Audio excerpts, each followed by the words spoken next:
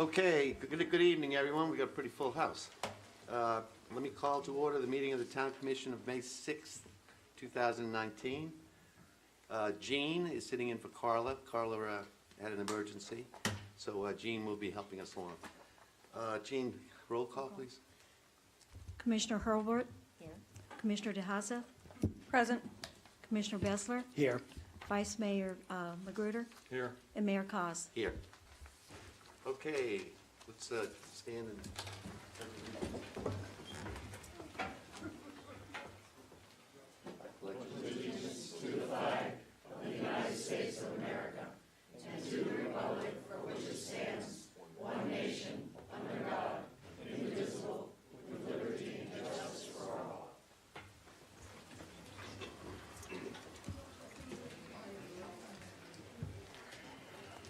Okay, let's do the approval of the agenda.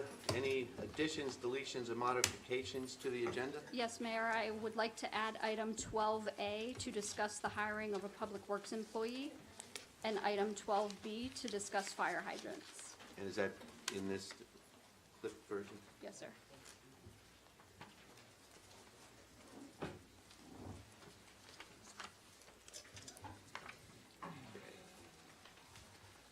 Okay, can we have a motion for approval of the agenda, including the two items Tracy mentioned? I'll make the motion. I'll second. All in favor signify by saying aye. Aye. Unanimous. Okay, Tracy, any announcements? Yep, the next Planning and Zoning Commission meeting will be held on Monday, May 13th at 8 a.m. at Town Hall. Please note the new time of 8 a.m. The next regular Town Commission meeting will be held on Monday, June 3rd at 6 p.m. at Town Hall. The Town Commission will hold a budget workshop on Thursday, May 30th at 2 p.m. as well, and that will also be held at Town Hall. Town Hall will be closed on Monday, May 27th in observance of Memorial Day. The Town of Ocean Ridge, along with Ocean Ridge Garden Club, will be hosting a Blue Star Memorial Marker dedication ceremony on Memorial Day, Monday, May 27th at 11 a.m. at Town Hall.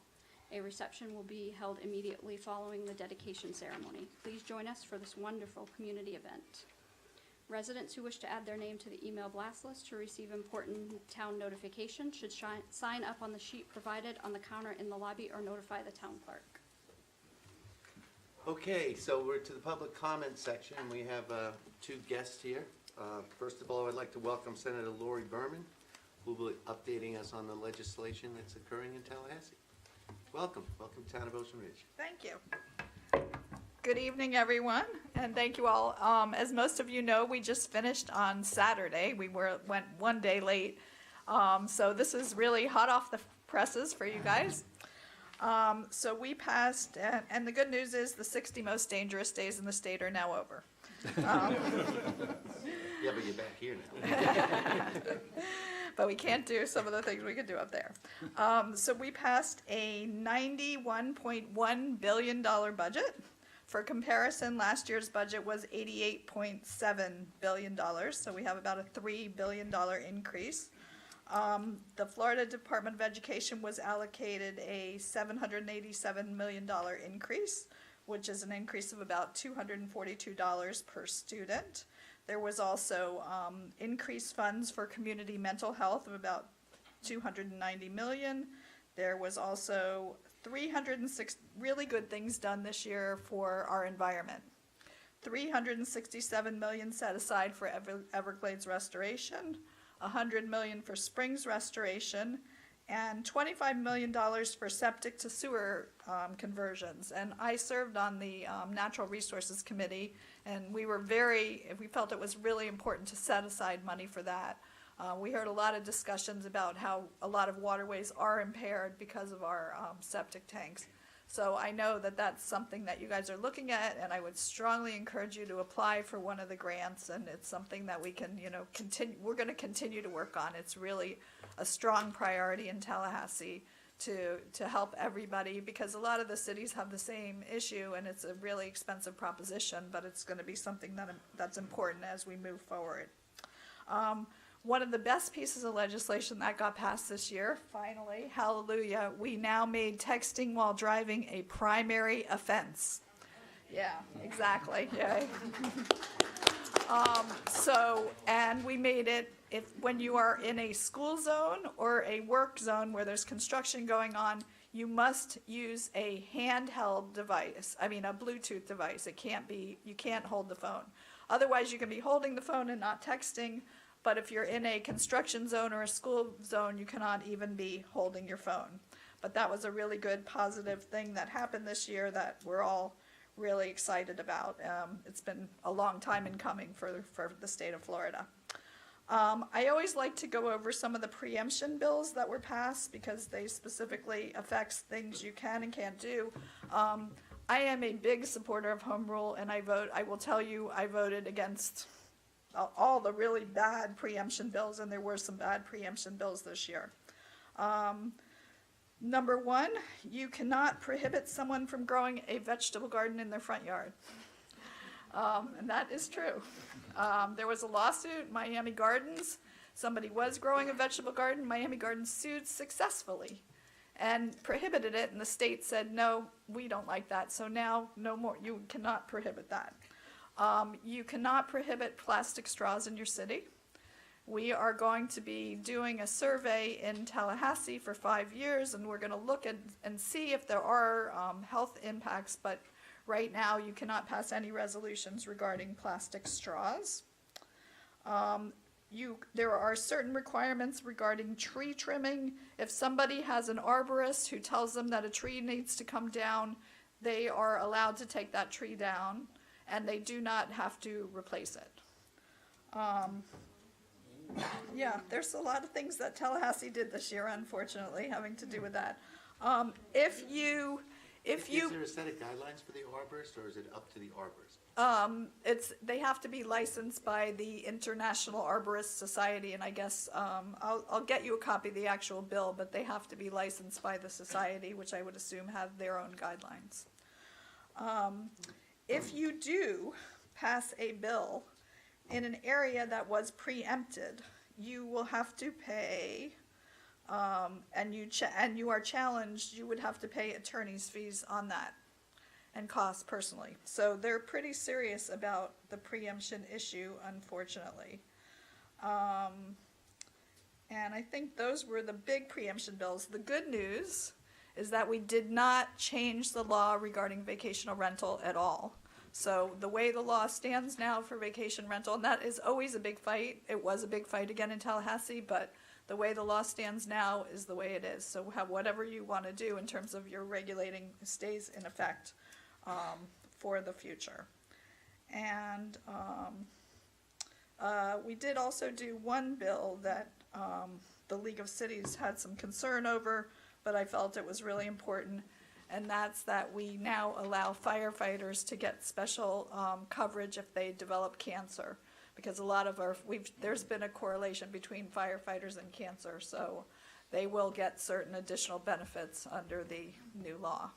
And we had a lot of very, distraught people come up to Tallahassee and tell us what was going on, so I felt really comfortable about voting positively for that bill. So that's kind of in a nutshell. I'm happy to answer any questions that you have. I'm really happy to represent all of you and to see such a great turnout here tonight. I think it's wonderful. This is my first time being at one of your council meetings, and I'm really impressed. So thank you so much, and I'm happy to be here. I had a question, Senator Berman. Sure. Thank you for coming and updating us. That was pretty thorough. We're thinking of forming like a citizen/town committee on this whole septic to sewer situation. So will your office be able to help us? Absolutely. Access some of this money? Absolutely. And do you know if the money is earmarked towards the barrier islands, or is it the entire state? It's not earmarked for the barrier islands at all. It's for, I think they're gonna look at impaired waterways. So we've gotta look at that issue. People who are on an impaired waterway, which is a specific scientific term, probably will have priority. But we can look at that because we also have areas that are springs where there are people who are on the springs. So it's not just one area. Oh, and there was one other really good bill, which now that you mentioned that affects you, that I wanted you to know about. When we've been dealing with beach renourishment in the past, it's been very arbitrary. And it was like somebody would put in and they had the better lobbyist, or they had the better, they were part of leadership. And we set up a procedure now for beach renourishment. So there will be it should be a lot fairer and equitable in terms of setting up priority. There'll be like a 3-year plan for who's going to get renourished for the beaches and everything. So that will certainly be something that will be helpful. But we're more than happy to work with you on the septic to sewage issue. Thank you. Sure. Questions? Thank you very much. Thank you. Yeah, very much. appreciate it. Thanks. Good evening.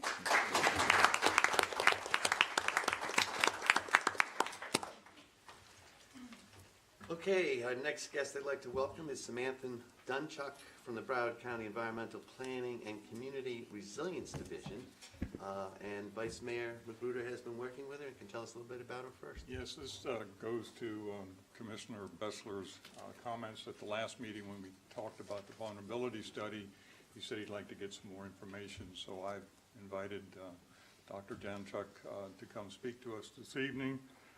Dr. Danchuk is the Assistant Director of the Environmental and Planning and Community Resilience Division of Broward County, where she leads the implementation of the county's climate action plan and the energy and sustainability program activities.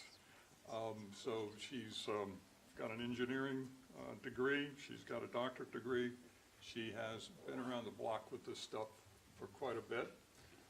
And after she does her presentation, I'd like to open it up to questions from the residents, if they have questions about the vulnerability, as well as the commissioners. So I'll turn it over to Dr. Danchuk. Thank you. Good evening, Mayor. Good evening, Vice Mayor and Commissioners. Thank you for the opportunity to offer some insight. You're probably wondering why I came up here from Broward County. I actually live a few miles to the south, so it is in my interest to ensure that communities like yours are sustainable, that we are all maintaining our property values, that we are all investing in our communities so that we are here for the next 20, 30, 40, 50, 60 years. So for Broward County, though, I do lead a lot of the resilience planning efforts. And what that means is not just looking at individual projects, but holistically trying to make sure that we are prioritizing our needs through the lens of evaluating sea level rise, changes in our precipitation conditions, changes in, even our economic conditions, so that we're, over the long term, making the right investments at the right time. It's not to say that it should delay your projects, but that you should be ensuring that you make the investments today, even if it adds maybe 10% to your capital costs, that will last their full lifespan. And a lot of the things that we build today really should last 50 years, and so they need to be designed as such. So I have been lending expertise as the technical advisor for the Southeast Florida Regional Climate Change Compact. So the compact is the interlocal agreement between Palm Beach County, Broward County, Monroe County, and Miami-Dade County for us to plan for sea level rise and mitigate greenhouse gas emissions.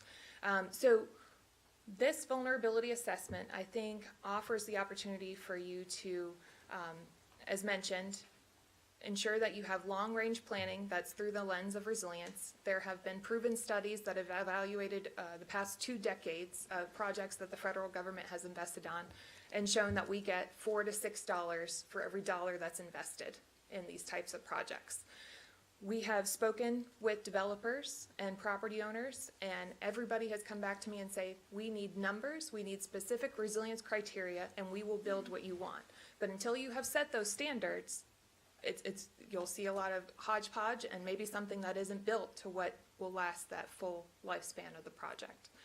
I talked a little bit about prioritization, but really that's key because there are opportunities all the time for us to get state and federal money. And so while you are the town of Ocean Ridge, you may find that the county is putting forward grant applications for post-hurricane disaster funds, and you want to make sure that the project that you put forward fits well into the scheme of what you need for your resilience planning. A lot of times what we do is, we have 30 days to respond, and so we'll just put forward our top 10 project lists, not thinking about how it really fits into what our critical needs are. Also, sometimes we rely too often on kind of standard of practice and assume the Florida Building Code is going to take care of us, or our engineers are doing great work, we're really happy with everything that's moving forward. But what we found is a lot of times people are building based on existing standards or even historic practice. and they're not looking towards what the future conditions are. Broward is one of the leaders. I'm fortunate enough to know that we've put forward a lot of investment in the modeling that we've done, so that we know for every foot of sea level rise, there's a foot of groundwater rise, meaning our water table is coming up. All of that is being put into our policies to change how we're building in the future. Yes, you can look to that and reference it, but really there's value in these vulnerability assessments is customizing it for your location. And that's what working as a partnership with this type of group would allow you to do. Because there are going to be things that are unique to Ocean Ridge that you want to make sure are considered as they're going through the assessment and the criteria. So again, just to emphasize, as recognized through the compact, partnership is incredibly valuable. There's an opportunity not just to attract additional funding and technical assistance. You'll find even in the group that stood up so far, people are volunteering their services. I'm here, right? So, but beyond me, there are actually universities. There are think tanks. There are, you may have heard Miami Beach in the city of Miami and Miami-Dade County working through the 100 Resilient Cities Coalition, right? So major work coming forward, and all of that gets donated to the individual municipalities to help bring them along in this effort to plan for resilience. So I do have a few more slides just on the project itself, but I think I'll defer those unless anybody has any questions. Wait, a couple of questions. One is, we do have an engineering company, and we have done a lot of analysis. What are you going to do in addition to what has already been done? So I think one of the key items is taking that list, right? And there's actually a slide, but I'll just describe it to you. You identify what your concern is, your hazards or your risks are, but then the second step is taking inventory of what your assets are. You already have that done. So now you take that list and then you start to prioritize based on what funding you have available today, what your 5-year, 10-year, 20-year plan is to get those projects done. You may find that you need to get a project done in kind of the first group because you're going to have an issue with flooding sooner than later, rather than just kind of going through sequentially or maybe even by location. There's many different ways that you would implement projects. This is going to help you decide which projects you're going to put forward, help you find where there's gaps that you don't have enough funding to do all the projects on your list. So then you need to work with partners in order to get something done. And then it's going to save you money. So when you get to the point that you're ready for project design, rather than having to go through the issue again and saying, all right, well, what is the water table? Well, how much is it raining? Should we change our project design? Do we add that on to our design services, or do we add it on as a contingency to the cost of the project? This is going to help set that resilience criteria in the beginning. So then you're just referring to it. And this is your standard. This is your standard for how you are protecting and ensuring sustainability of your community. Is that helpful? Sure. Okay. And then the next question is, there's a group of 11, I think, right? Yes, right now. Okay. there is. Out of the 11, how many have approved this so far? Because you're asking Ocean Ridge to approve it, right? Is out of the other 10? We it's going over 10. probably, we've got approval from 3 thus far. We're still early in the process. That's what we're doing this month and next month. So Samantha's making presentations to Hypoluxo. We've got Highland Beach, and we've got South Palm Beach is in. Lantana, I believe, is on board. Point and Delray And Boca, and Boca. where I live. So, Okay. we do, and the ones that are most critical to us are the smaller ones, which are us, the barrier islands. And I mean, we're talking about Gulfstream, and we're talking about Ocean Ridge, and we're talking about Manalapan and Briny Breezes. That vulnerability study will cover all of that territory, so that we can rely on the other communities' facts that we don't have, that infrastructure that we have that they don't have, and vice versa. And then the other thing is, why, since Miami's paying like $400 million, why wouldn't we kind of just wait back and see what they're going to do? Because couldn't we just be copycats instead of paying for the money? Right, paying so for the that services? gets to the customization, and unfortunately, we don't have a lot of reference material to look to in Palm Beach County yet. I can be sure that I'll do my best to try and help with that from the sidelines, but essentially, even the differences between Miami-Dade and Broward. okay? So we have both taken turns moving forward things first. So Broward was the first to put forward our groundwater drainage policy, meaning that all drainage needs to be designed for future conditions, not for historic conditions. This is across the entire county. Miami-Dade is now moving forward. They're investing in the LIDAR. They have to invest in significant modeling. We've been spending about $1 million a year for the past 10 years to get to that point. So there may be some things that you can wait on until there is a universal data set that you can point to, but then you're going to have someone interpret it for you anyways. And I think this is giving you an opportunity to get ahead, because really it's been 10 years in the making for Broward and Miami-Dade to get to the point that they're at now, and we still are about to embark on a whole new resiliency assessment. Broward County has a capital project request to move forward with that very soon. So Palm Beach County has the advantage of being able to watch and see to some respect, but I mean, really, our first planning horizon was by 2030. So projects that you're building today are going to last beyond that time frame. You're going to want to make sure that you're building something that's going to last its full lifespan, and you need that information as soon as possible. Okay, thank you. I just had one question. From your title, I thought you were with government in Broward. You're not. You're Broward County Environmental Planning and Community Resilience Division. I work for the county. You're a municipal employee. Yes. Okay. So I guess I'm kind of confused. This is the 22,700 for the. 23, yes, budgeted requests for this year. It'll be going, that's what you're asking? Yeah. The question, yes. So those funds would be spent as our share of the vulnerability study for the 11 communities that we have Which would be proposed. done by who? Well, we're still in the process of doing the RFP right now. We're working with Harvard University. So you're just here to encourage us? Not even encouraged. So my expertise is in vulnerability assessments, and so I was asked to lend insight to the 10 years experience that I have and to the work that we're doing in Broward County. Understand. And with the CRP that we have right now, which are the 11 communities that are working together, we've already received one grant to bring in an engineering firm to help us put together the RFP. We've been using Harvard University has put together the interlocal agreements that we'll need to put together for the communities to work together. And also with that compact, if you will, it helps us as a unit to be able to go over and get grant funding. And we're looking at right now a grant for some of the vulnerability work that's going to be done next year. I think we're putting in for a grant of like $75,000 to try and offset that. So there's a lot of advantages to trying to work together with a group of communities. Well, I'm sorry, can I ask another question?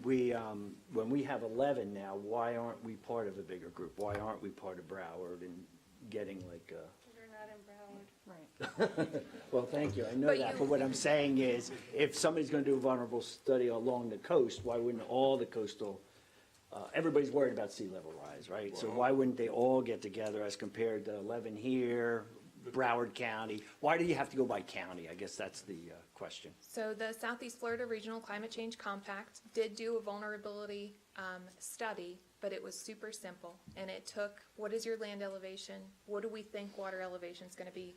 And highlighted in purple which areas are vulnerable. That gets us no closer to actually doing our capital budget planning or trying to figure out what we actually need to get done. So we have tried to do some region-wide analysis to get cities to even get to the point where they can have some of these conversations. But then since then, I mean, it's the county purely because of a cost share opportunity. I mean, we cost share with our cities to get this type of work done.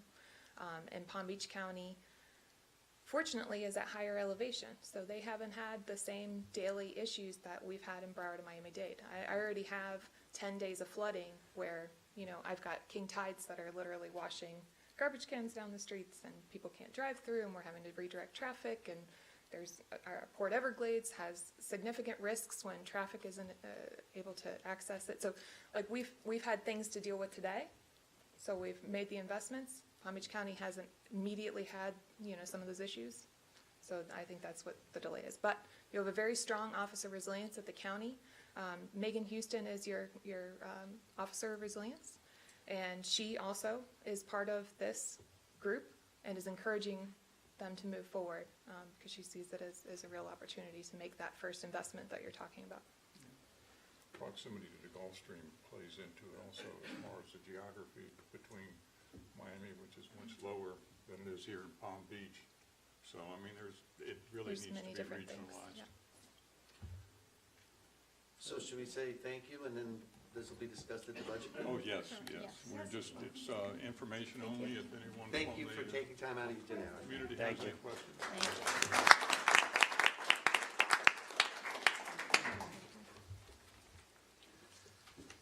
Okay, next is public comment, which I would like to lead off. So on Saturday, May 4th, in front of my house, I witnessed the police in action, and it was an amazing scene. A teenager came over the bridge with a little tiny car, flat tire, right in the middle of the beachway, dead stop.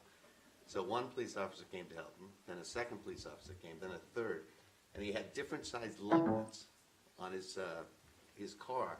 So the police actually took the time to call Billy Armstrong, our maintenance guy, who luckily lives within a few miles of here, and he actually drove all the way over here with his toolkit to help this teenager and help the police, and they actually got his tire off and put on his spare.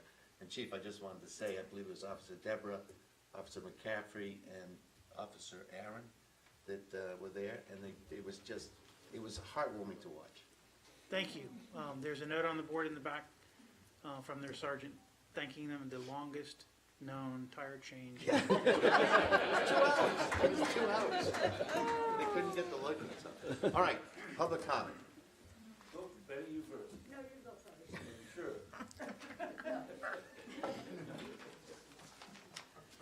Betty Bingham, 1 East Ocean Avenue.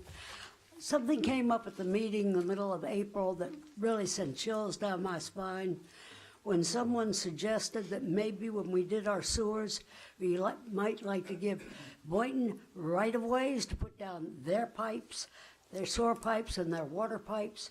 Boynton would just love to take Ocean Ridge over. And for years, we fought for our right-of-ways, which one right-of-way can service houses on both sides. And the reason we fought to keep those right-of-ways was so it would be cheaper to put down our sewer pipes. And I'd hate to think that we'd even think about letting Boynton do it. Thank you,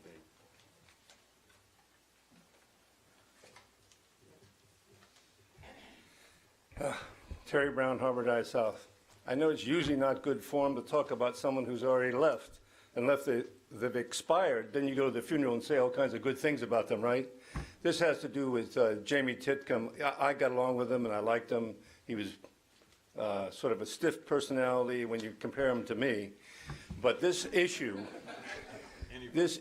of the water fire hydrants and the issue of not having the tropical drive pump system working and other issues that he didn't follow up on. He was responsible. Not the lowly guy down at the maintenance department, the one employee.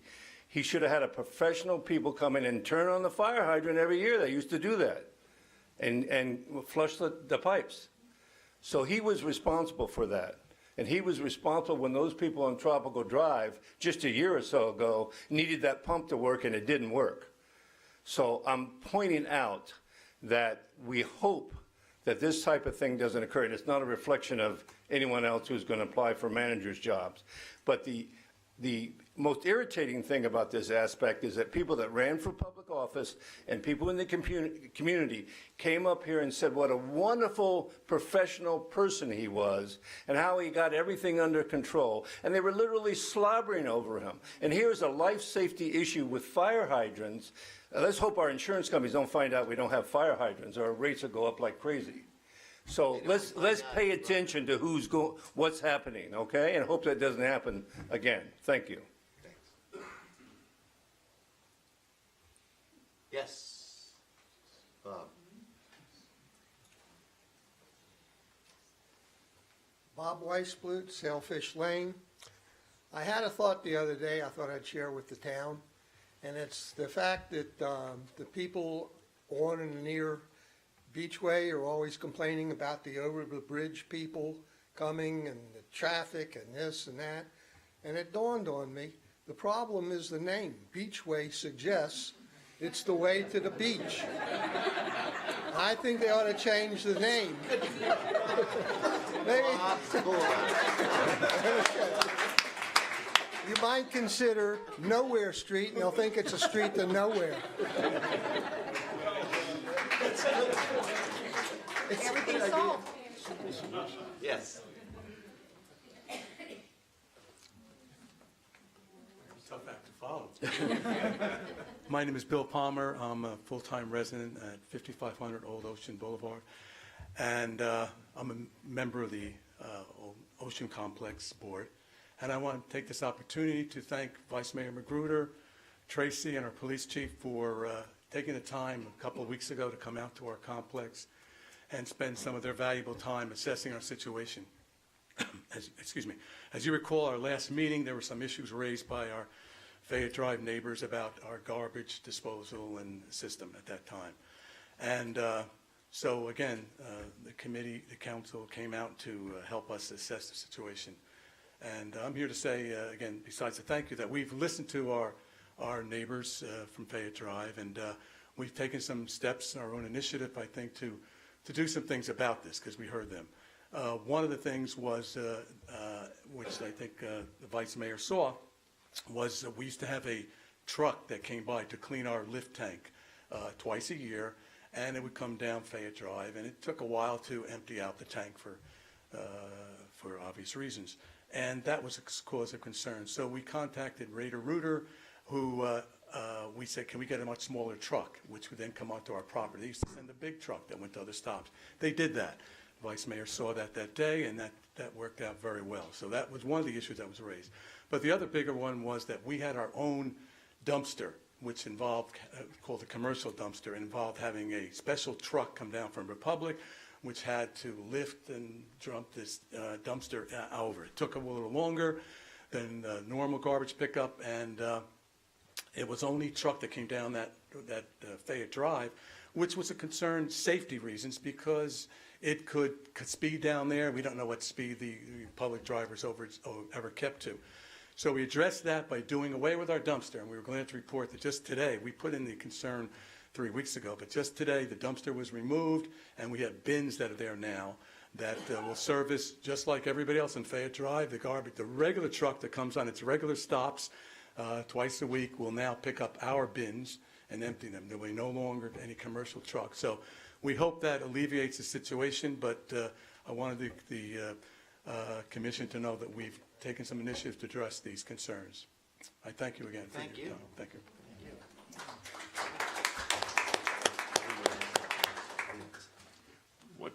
What he didn't mention was that the trucks just don't come down Fayette. They back down Fayette, and sometimes they back very quickly, which is a concern for the neighbors along that street. So what Ocean Manor has done has greatly helped that situation, because now we don't have the sewer truck backing down there, and we don't have the extra garbage truck coming. So thank you all for doing that. Yes.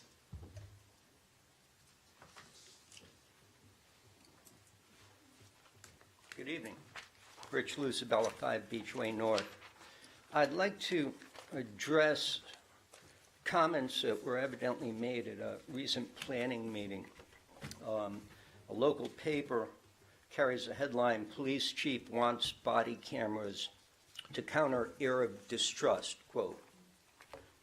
In the article, it stated that it quoted Chief Hutchins as saying there is an Arab distrust of the people in the town of Ocean Ridge.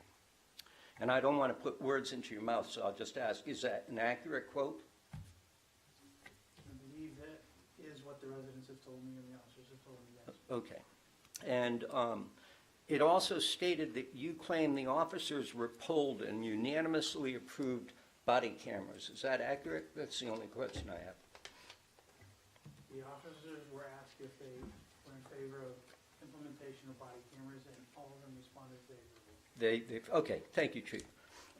We're told this is a morale issue for the officers, that they're concerned about their safety with the residents or certain residents. And I'm afraid we're going down a road that we've been down before, and it's a dangerous one. Let's look at a little bit of history. In 2016, we removed a chief of police who was universally despised by his staff.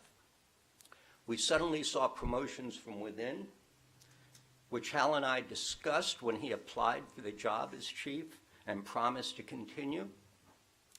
We granted our officers a Cadillac health insurance plan. I know because Jamie and I negotiated that. We had the first unanimous union vote in the union's history. It may be the only unanimous union vote. The officers in 2016 unanimously voted to abate their contract negotiations for a full year. Things were really good with the cops. So what happened in a brief 3-year period? We're told in the paper that the distrust originated with the Lucibella fiasco, the Lucibella arrest. I can tell you personally that I am not distrustful of any of our patrol officers by any means. I never have been. I've been one of their biggest supporters throughout my years here. I still count many of them as friends. And the people around me, incidentally, those in my circle, fully support our patrol officers. So when I hear the chief say that I have been receiving complaints against officers from members of the community that I believe are probably directed at a specific group of officers for whatever reason, we can all translate what is being said there, and I think it's inappropriate. I think it's inappropriate to the patrol officers of this town. So let's look at some of the complaints we've heard. You have a former mayor who was approached with such aggression by a police officer in this town over the music at his own birthday party that his wife had to get between him and the officer. He brought it up to the chief. You have another former mayor who was stopped and lectured for a rolling stop through a stop sign on a side street in this town on his bicycle. That same officer then pulled an illegal U-turn on the same street to do a house check next door. You have Christian Stewart. That, by the way, that former mayor complained. You have Christian Stewart, a long-distance runner out of Palm Beach who was tackled, roughed up, shackled, and arrested for resisting arrest with violence. Sound familiar? 5-year penalty. It was a case of mistaken identity, and the charges were later dropped. He's still got 2 more years to complain. 4 years. 4-year statute of limitations. You've got a resident who witnessed the after-action behavior by the officer involved and how aggressive he was toward Mr. Stewart and sent a written complaint to Chief Hutchins. Nothing was done. You've got another case on Harbor Drive North where a woman was so agitated by an Ocean Ridge police officer demanding that she open her front door. She called her husband. He came home from work. He complained to the chief. The chief said it was a misunderstanding. He later spoke to the officer, and the officer said to him, "Your wife won't talk to me at your house. What's she going to do when I pull her over in her car?" Nothing done. Easter weekend, just a couple more incidences. There was a resident lectured about using her own deeded right-of-way to access her own deeded easement to have a glass of champagne with a friend. She explained to this particular officer that she had every right to use that easement, that she had every right to have a glass container on her private property. That same weekend, 2 or 3 children, attempting to access the same easement, which they have a right to, with their mother on the beach, received a bullhorn, the car speaker. Can't you read? Can't you read? These children returned back to the home unaccompanied as a result. That same day, a female resident of this town received the exact same treatment. Can't you read? And then the officer went on to stomp his console and say to her, you people think you can get away with anything. You people. So these are all things that have happened. And what do they all have in common? Chief, can you tell us what all these complaints have in common? It's one police officer. One. Okay? One police officer out of 24. Now, I'm not making this about that police officer. That's not the point. The point is your morale issue does not exist with the patrol officers because of you or them. Your morale issue exists with these officers because they have learned to understand that you are not going to advance unless you're one of the Hutchins boys. And what that means is write lots of tickets, make lots of arrests, work, work, work. It's a work, work road, work, work world. So you've got two lieutenants. I just met the lieutenant who, by the way, comes to us with a stellar reputation from the town of Palm Beach. You've got the two lieutenants who were just granted by you $6,500 raises. That's fine. They may deserve it. I wasn't there, you were. These are the things that cause morale problems within the department. The rumor that the sheriff's department is coming in and taking over Ocean Ridge started in this department. It started in the department. It didn't start in the audience or from you. This is where your morale problem is. This is where we were in 2015 because nothing's being done about it. So, and I appreciate the time. I'm almost done. Ask yourself why the dispatchers are unionizing. You think they're afraid for their job security of you or of them? Who is it that they're concerned about? How can morale be so bad? How could you and they have made morale so bad that they're unionizing? The community policing requires judgment. That's what it's all about. It is not all about, I don't care, it's a stop sign, it's a bicycle, it's a side road. Hey, buddy, come here, let me talk to you for a minute. That's not what community policing is. And being a commissioner requires critical thinking. That's what you have to do. So when staff tells you, oh, this is a problem, we're at the breaking point, look back at your history and ask yourself, what did you, or Rich Lucibello with his Rasputin-like powers, do to turn all of the residents of Ocean Ridge against these cops, because they haven't turned. Lastly, this issue of body cameras. You put body cameras on these guys, and that's the end of community policing in this town. Done. And by the way, the chief has an alternative set of facts for me because I've spoken to more than 5 of them. Some of them said, we'll do whatever the chief tells us to do. The rest said, no way, no how, bad idea. Not one of them said they were actually polled on this subject. Think about it. If you or your employees were required to wear a camera during every single interaction in your daily lives, in your business lives, it would totally change the dynamic of what you're doing. You'd be polite. You'd be curt, abrupt. Give me the facts, just the facts. You put cameras on these officers, and what you're telling them is that you don't trust them. They don't need them to protect themselves from the cops. You put those on. This isn't East LA. This isn't the south side of Chicago. It's not Glades County.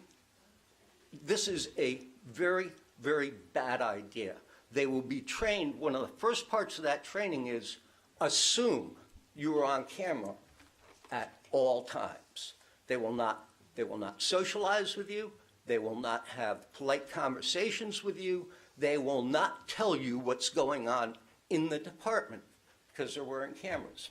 I thank you for your time. Thank you.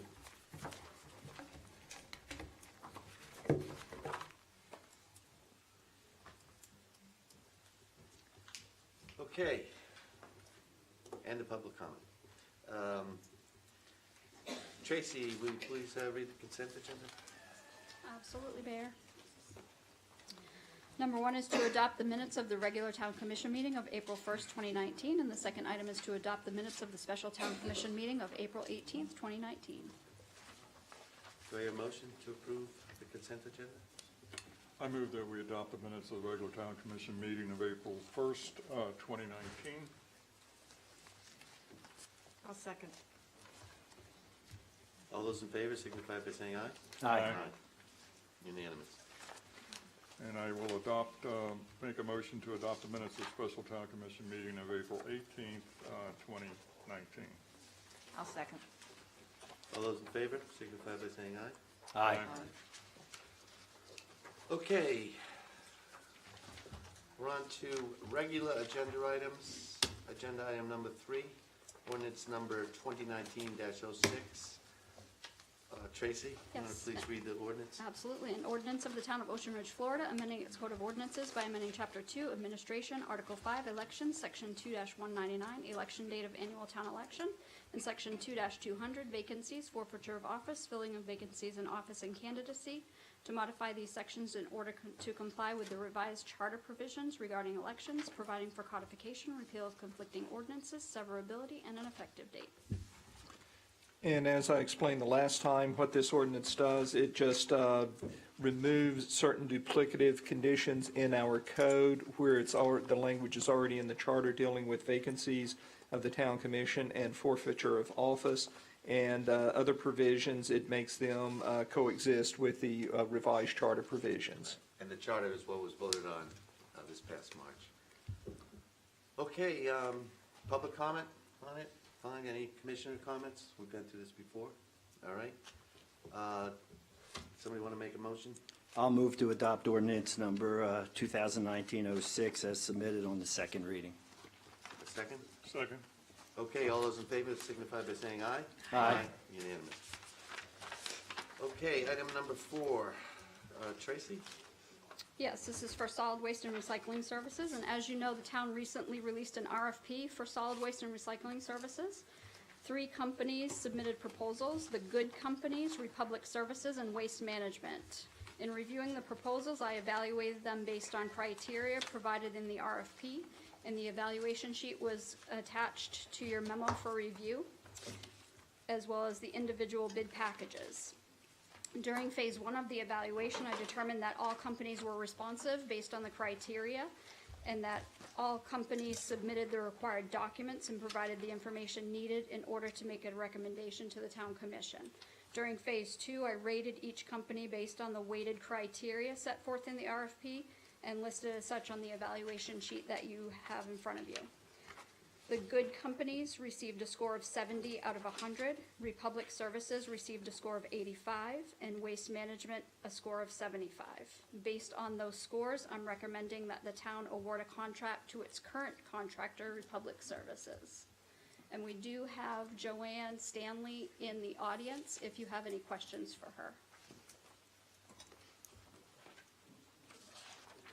Anybody got any questions for Joanne? No, very thorough job, thank you.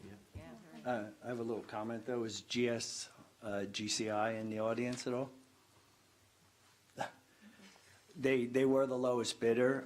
If they straighten out their balance sheet, there'd be a shot at they'd get it. But right now, financially, their ratio was the current ratio is like 0.72. It should have been about 2.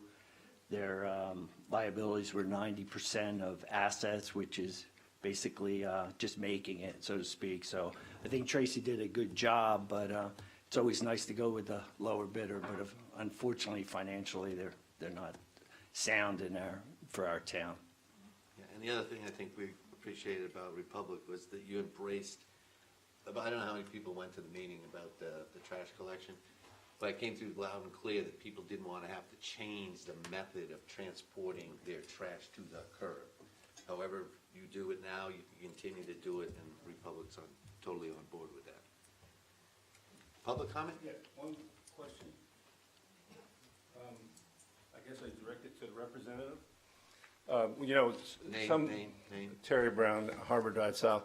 Some folks, like me, have to hire people, but we're beginning to stack stuff because of the storm season's coming up June 1st. Are you going to come back and use the clamshell to pick up the bigger stuff? Yes. Yeah, because there's a big pile in front of my house. You can go there and look. Thank you. Mark? Promising myself I'm not gonna speak, but here I am. Martin Wischolek, 5 Engel Drive. On Tuesday was a very windy day. We had the recycling out again, and I was walking along A1A, and there was, right after the pickup, there was a lot of the plastic recycling, plastic bottles that people had put out that with the wind probably got blown out of the bins. I know it's too late to change anything, but I think for the future we should really consider some sort of different collection method for the recycling, where the plastic and the paper gets better secured in the bins when they go out for the pickups, because that is becoming a problem, especially on these windy days, and with the rain, and we have more of those. Yeah, I have a question though. Isn't recycling on Friday? Friday, yeah, I'm sorry. Oh, so you just, That's why okay. you were- I was gonna say, if you put it on Tuesday, it's blowing all over the place. Today's Monday, yeah. Mixing up days, but yeah. Okay. Yes, absolutely. Maybe introduce yourself. Yeah, good evening, Joanne Stanley, Republic Services. Let me quick respond to that. The Solid Waste Authority of Palm Beach County is the one that is flow controlled, so they have what they call dual stream recycling, which is what you are talking about. They do offer these 25-gallon carts for the commingle, which is your glass, aluminum, plastic. But what I would recommend, if that does happen, you think it's blowing, I would put your cardboard on top of the plastic containers, just so that they won't blow. But there's really not a lot we can do because everything is done through the county and your interlocal agreements with the county. Okay, I noticed in Gulfstream, just this last recycle day was coming up A1A, they had new bins, first time I'd seen them, and they're deeper and round. They're 25 gallons, and you could, if you want those, you can actually call our office and order those. And the Solid Waste Authority provides all of those containers to all the municipalities and the unincorporated areas in the county. So that we don't purchase them, and you don't purchase them, they're actually owned by the county, and the county gives them to residents. So if you're looking for a bigger bin, then let us know, and we'll be able to Yeah, handle it. the beauty is it has less surface area at the top, so the wind can't, it's a deeper bin. Yeah, It's a it looks deeper like, and it's perhaps a down. little bit higher, so they're called 25-gallon. Currently, you have 18-gallon bins that you put your two-sort. Did you say, with the taller round ones, you can commingle? No, you cannot commingle. Okay. No. I'm sorry, I thought I heard. No, I thought I heard the word I wish, commingle. they're still color-coded, and that is, and that's because everything is flow controlled to the Solid Waste Authority, and they have a dual stream recycling And facility. can you get those in both yellow and blue, both types of trash, or just I blue? think it's just Just blue. blue. I I always think it's thought just blue. blue, yeah. Actually, the yellow is more for paper anyway, and cardboard, and you can put the cardboard by the side, and we're finding out that people are really just reading their paper online now. Not as many people are actually reading it, so they're not filling those. Yeah, but don't you have all the Amazon boxes? Yes, got I enough know, for and that's the becoming a real issue. It truly is. And when you say we order it though, so the individual orders it, or You does can the call town our have to office. order it? You can call our office, and we'll go ahead and, normally when you need new recycle bins or whatever, you would call our office anyway, and we'll bring you bins, or a new resident move into town, so we handle that through our customer service department. I don't want to cut across your method or make extra work for Tracy, but when I needed a new one because mine got run over or something, they had them in the garage here. We do have some in the garage, Yeah. yes. Yeah. So He keeps is them it too much to in ask you to get some of these circular ones? No, we can. Maybe get 10 or 20 of them? Sure. We'll drop some off to you. Absolutely. We'll drop some off, for sure. I have a request. I know we keep missing you. I know. You have that thing on your street, I know, and I apologize. What's that? Between the Yeah. two of you? Yeah. No.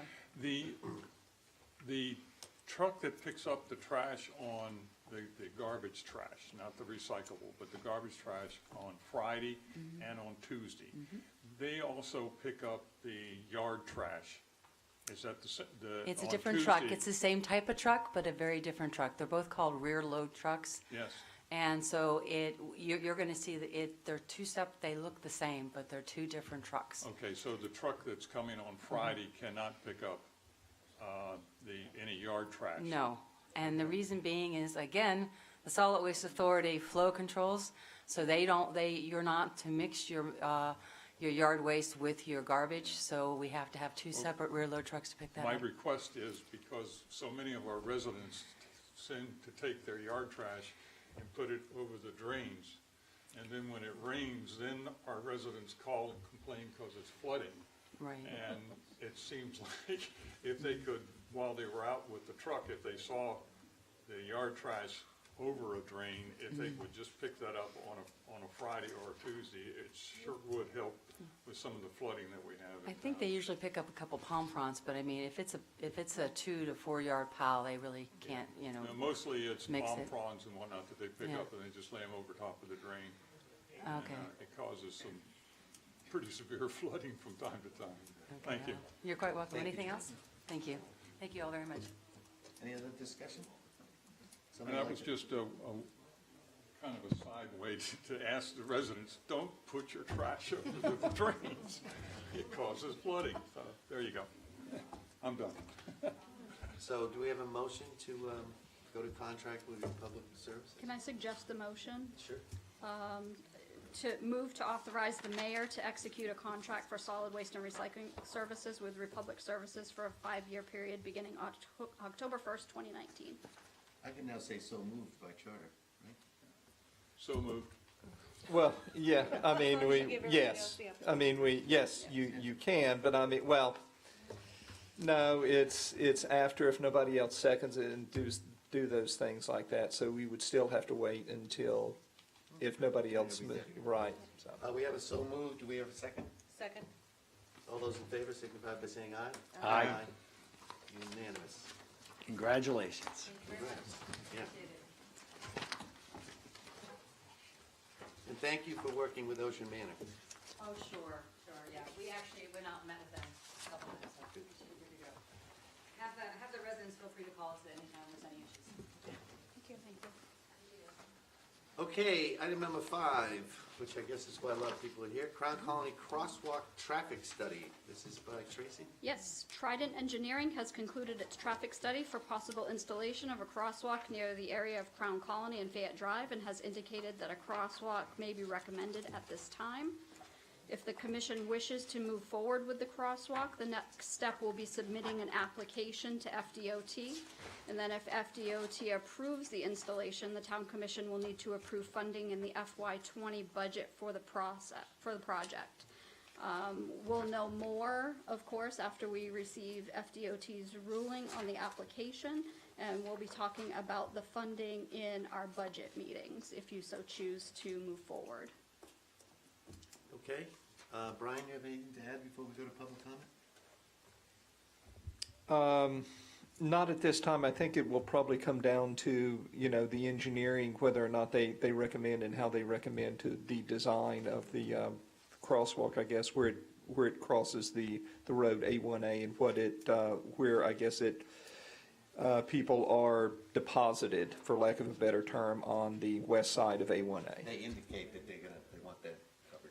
Yes. Right, East side of A1A, right? yes. Or, I'm sorry, Correct. east side of A1A, yes. Public comment.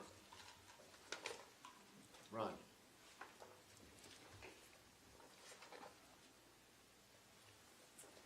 Is there anything you don't do? You do sewers, you do crosswalks? Ron Kern, 5510 North Ocean. Yeah, it's in my, it's nice to be addressing you without talking about sewage for a change. I've been authorized by the five buildings at Crown Colony and the board of Crown Colony to add our support to the recommendation that I've seen in the report. The report clearly states that it's their desire that a crosswalk would be advantageous. But I want to make it real clear, and the reason why many of the people behind me here, most of the people here are those people who are highly affected by this crossing that street.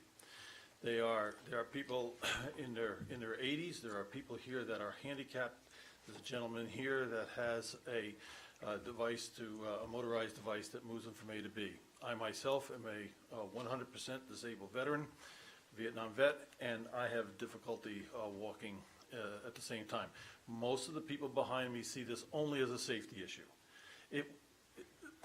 The population at Crown Colony has been stable, okay, for 50 years now. We have 148 units. It's not growing, and the number of people going to the beach is probably very consistent.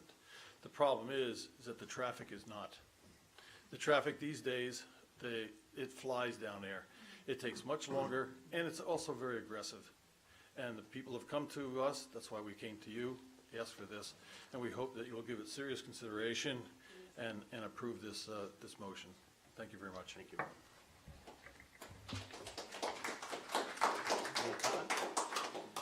Commission discussion? Go. Aaron Stearns, 5501 North Ocean. So I'm on the corner of Fayette Drive. Which corner, north or south? It would be north. Okay. So just hearing about this concerns me a little bit just because I have two little kids. And if you know Fayette Drive, it's got a lot of open yards. It's not like we all have big fences and walls. So I do agree that the traffic on A1A has increased over the 10 years I've been a resident. But what also has increased is I would call random traffic of foot traffic that walks up and down our street. And I used to pretty much know most faces that walk by, and now I'm starting to know less and less. And my concern is for my kids, that there's random strangers walking up down my street, they're playing in the yard or on the street, and they're interacting now. So just want to make that one comment. Yeah, we actually discussed this with the residents of both Crown and Fayette. When people come over, because I live on the north side, that's what I was asking, make sure, I know your wife, the north side of Beachway, right at the same intersection you do. And when people come over the bridge, then they increase the intersection, put in walks and all that. So I would say 99% of those people are going to continue to come down Beachway. And the count of people that were using this crosswalk during this 3-day study was really, I think it was virtually all Crown Colony people that were using it. So hopefully any crosswalk will not increase foot traffic on Fayette. It should stay the same because it's far enough away from the bridge so as not to, people won't be drawn to the crosswalk. Let's put it that way. It's actually going to be further, because what's going to happen is, if they're going to use the crosswalk, they've got to walk 160 feet past south, come back up another 160 feet. Are there going to be like signs that have flashing when you're supposed to Chances go? are that's dictated by the DOT. Right, but that's going to be 160 feet south of Fayette. Right, but I think that would visually still call me to say, hey, this is a place I can walk across. Right, but if they're coming Beachway, they're going to go all the way down to it. Why wouldn't they cross at the light if they're? That would make sense that they should. Right, but okay. I'm just saying. It feels like there's more not. Actually, Roy, did you want to say something about the crosswalk down there and the safety of Woolbright and A1A? No? Well, I don't know if you're aware that there was a pretty bad accident. All I can say is I'm still alive, so. At Woolbright and A1A, and one thing I think a secondary unforeseen benefit of any crosswalk that goes in down there, it might actually slow traffic when it's coming around that gentle curve that ends up at Woolbright Road. Roy's car got T-boned there 4 weeks ago. April 9th. And the van that hit him actually flipped, and that driver was laying in the middle of the road. It was a horrific accident. And that person just came barreling through A1A. And hopefully any kind of flashing crosswalk, any kind of crosswalk with the pedestrian flap in the middle of it would hopefully slow down some traffic coming into that intersection. Yes, Peter?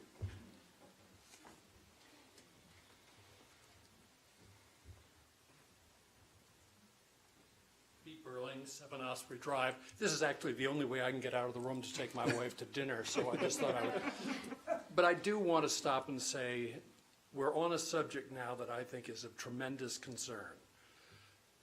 I think traffic is totally out of control in this town. I spent 15 years as a volunteer fireman in New England. I have pulled more people out of wrecks than I care to remember. And it's just going to get worse in the next 5 years. And I don't think the chief's going to disagree with me about that. The speeds are increasing. The inattention is increasing. And I hope at some point, maybe next fall, we get to have a townwide meeting to talk about things like traffic, traffic over bridges, and what are we going to do about it? And with that, I bid you all a fond farewell. Yes, Yeah, just really quick, and this has to do with signs. You know, as you go over you the gotta do bridge. your name and address. Sarah Stias, Fan Drive. You shot the text, okay. Yeah, I did. Okay, as you go over the bridge, you know, and you're on A1A, there's a sign, and I don't know if it says beach parking or beach access, pointing both directions. Well, being the first street, that direction, Melanie's not here because her husband's in the hospital, but she counted 105 cars come down. They think it says dead end, but they think it's 105 dead. down Fayette? Yeah, they think they're going to the beach. And they come down and they're like, oh, and if I'm out, they'll ask me, well, it says beach access, you know, they think that beach access means the first street, either direction's gonna get them to the beach. Lots of times they'll park in front of my house and unload their stuff if I'm not home and go up to the beach, and I come home and I have strangers parked in front of my house. So, I've had my car hit a couple times. So are they dropping off on Fayette, is that what Yeah, you're saying? they drop off their people and then they go to look for another, because they know the path is there. Right, So and then they go truck park on down the the path with their stuff. So, motorcycles, we've had motorcycles go down the path, you know, Is that bicycles. path private? Well, that's a really good question. wanna get into that. It's, Oh, yeah, well, we have not today, eventually that'll come up. But it's. But what I'm getting at is it's we for have our the exact use. same thing at Beachway, except Yeah. there is a crossover and we got no loading, unloading signs. Yeah. And then we're gonna install a Yeah. monetary I'm just, fine. on yeah, it. I'm just thinking that sign. Do we have to have that sign? Could it say anything else? Could it say like public, go to the public beach, go somewhere else? Are you There's talking no- about the base of the bridge? Yeah, because it seems That to sign be. you can't even see anyway, we should revisit that. It says beach parking. and But it's- doesn't it say like 2/10 of a mile or? Yes, it has mileage. I don't Yeah, know, so- I don't know, but we get them, You you can't read know. it, it's- You could have a sign. And it's crazy. And Maybe it's at the entrance that says no beach parking, or no beach access. anything, maybe something at the end of our street, you know, to deter people, because they come down and me being the dead end, I'm the turnaround, you know. So Tracy, can we look into that signage Absolutely, at both the yes. throat That would be throat and super. the You foot? have Thank a you. dead end sign on the. There on- is, but it's kind of sideways and, Okay. you So know. it's something that we can And fix. it's kind of after you've already turned into the street. So Okay. you've turned into the street and you're like, okay, you still have to turn around and leave. So you're assuming there's a cul-de-sac, which we don't have. Right. So it's. No, my it's a driveway. difficult street, because I went to look at the whole dumpster thing, and, I mean, I got there, and I'm probably one of the people that pulled into your driveway and Well, I pulled back don't out. I didn't know- normally I don't know what else to do unless I was gonna back down. I started parking. Specifically. I started parking like an intoxicated person to kind of block it, so if the police sees me parked where, don't get up, don't think it's anything, no, it's just.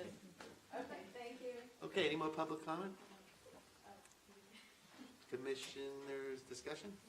I think we probably should find out who owns that bit of land that people are crossing and walking. I know. It's not our battle, it's not the council. Well, if we're looking to put in a crosswalk near Fayette for Crown Colony to cross over down there, shouldn't we know who actually has the right to cross over there, so then we can maybe redirect traffic from not crossing there? Yeah, but Crown Colony has it in their easement. Is that, do we land. have that Isn't for sure? that- Do we have that for sure? No, No, I don't. That's what I'm trying to avoid. I'm gonna ask our attorney. By the way, Are we even good on if, that? even if they don't, this customary use in adverse possession, when was Crown Colony built?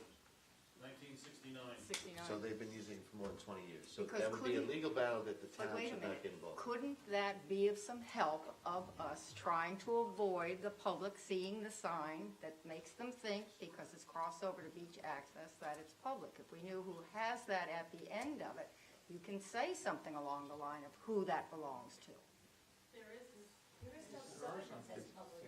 You could No, put- when they come across the bridge, and where's the young lady? When they come across the bridge and they're looking down the way and they see the crosswalk and they've just seen the little sign that says beach parking this way. They're not looking at 8.8 miles. They see beach parking, then they see the cross sign going east. So maybe that could be of some kind of help for discouragement of anybody but Crown Colony, and Fayette, obviously, utilizing that street to walk down. I'm just throwing it out there, people. Right, but it's not, the crosswalk's not going to Fayette. It goes 160 feet south of Fayette, comes back on the east side of a sidewalk. Right, I drove by, I know where it's Oh, going, but okay. it's still, it's directing. It sounds like signage at the mouth But who of does- Fayette that says no public beach access. And that's a public right-of-way for signage, right, to put there? Can Yes. we do that, or are we better off with the sign down at the end that says, Both. You could put a, What could you can not we put a do? sign up there that says dead end, no Well, it has a beach dead end. access? No public No beach public access. beach beach. Yes. access. I don't know. Yes, you Put one can in. certainly do that, yes.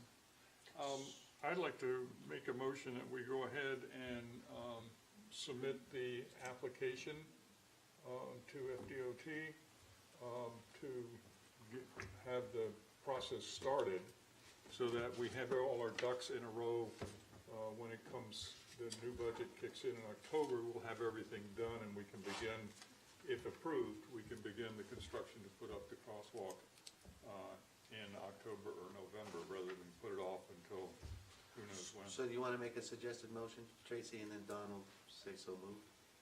Or the- I think he already that made one. suffice? One question is, if we go ahead with FDOT, does that commit us to the project? no, that's just an application, That's an right? application. Just an application. Correct. Then you have to fund it after, Right. so. Okay. All right, I'll second it. Good point. Second. All right, all those in favor signify by saying aye. Aye. That was unanimous, I believe? Yeah. Yes, unanimous. All right, you guys are welcome to stay. Ron, I'd appreciate if you stayed through item number 7, which is... Excellent, thank you very much.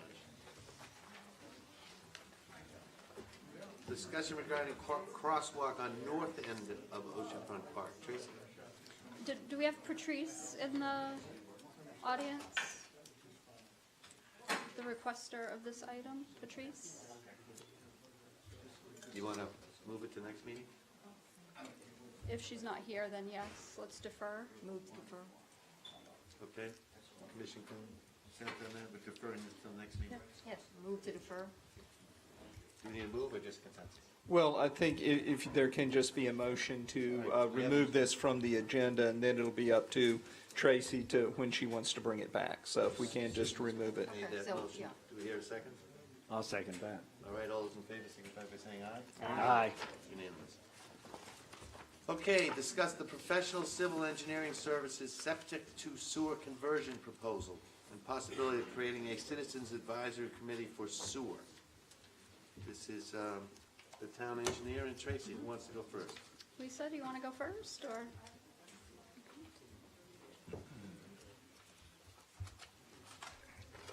Good evening, Mayor and Commissioners.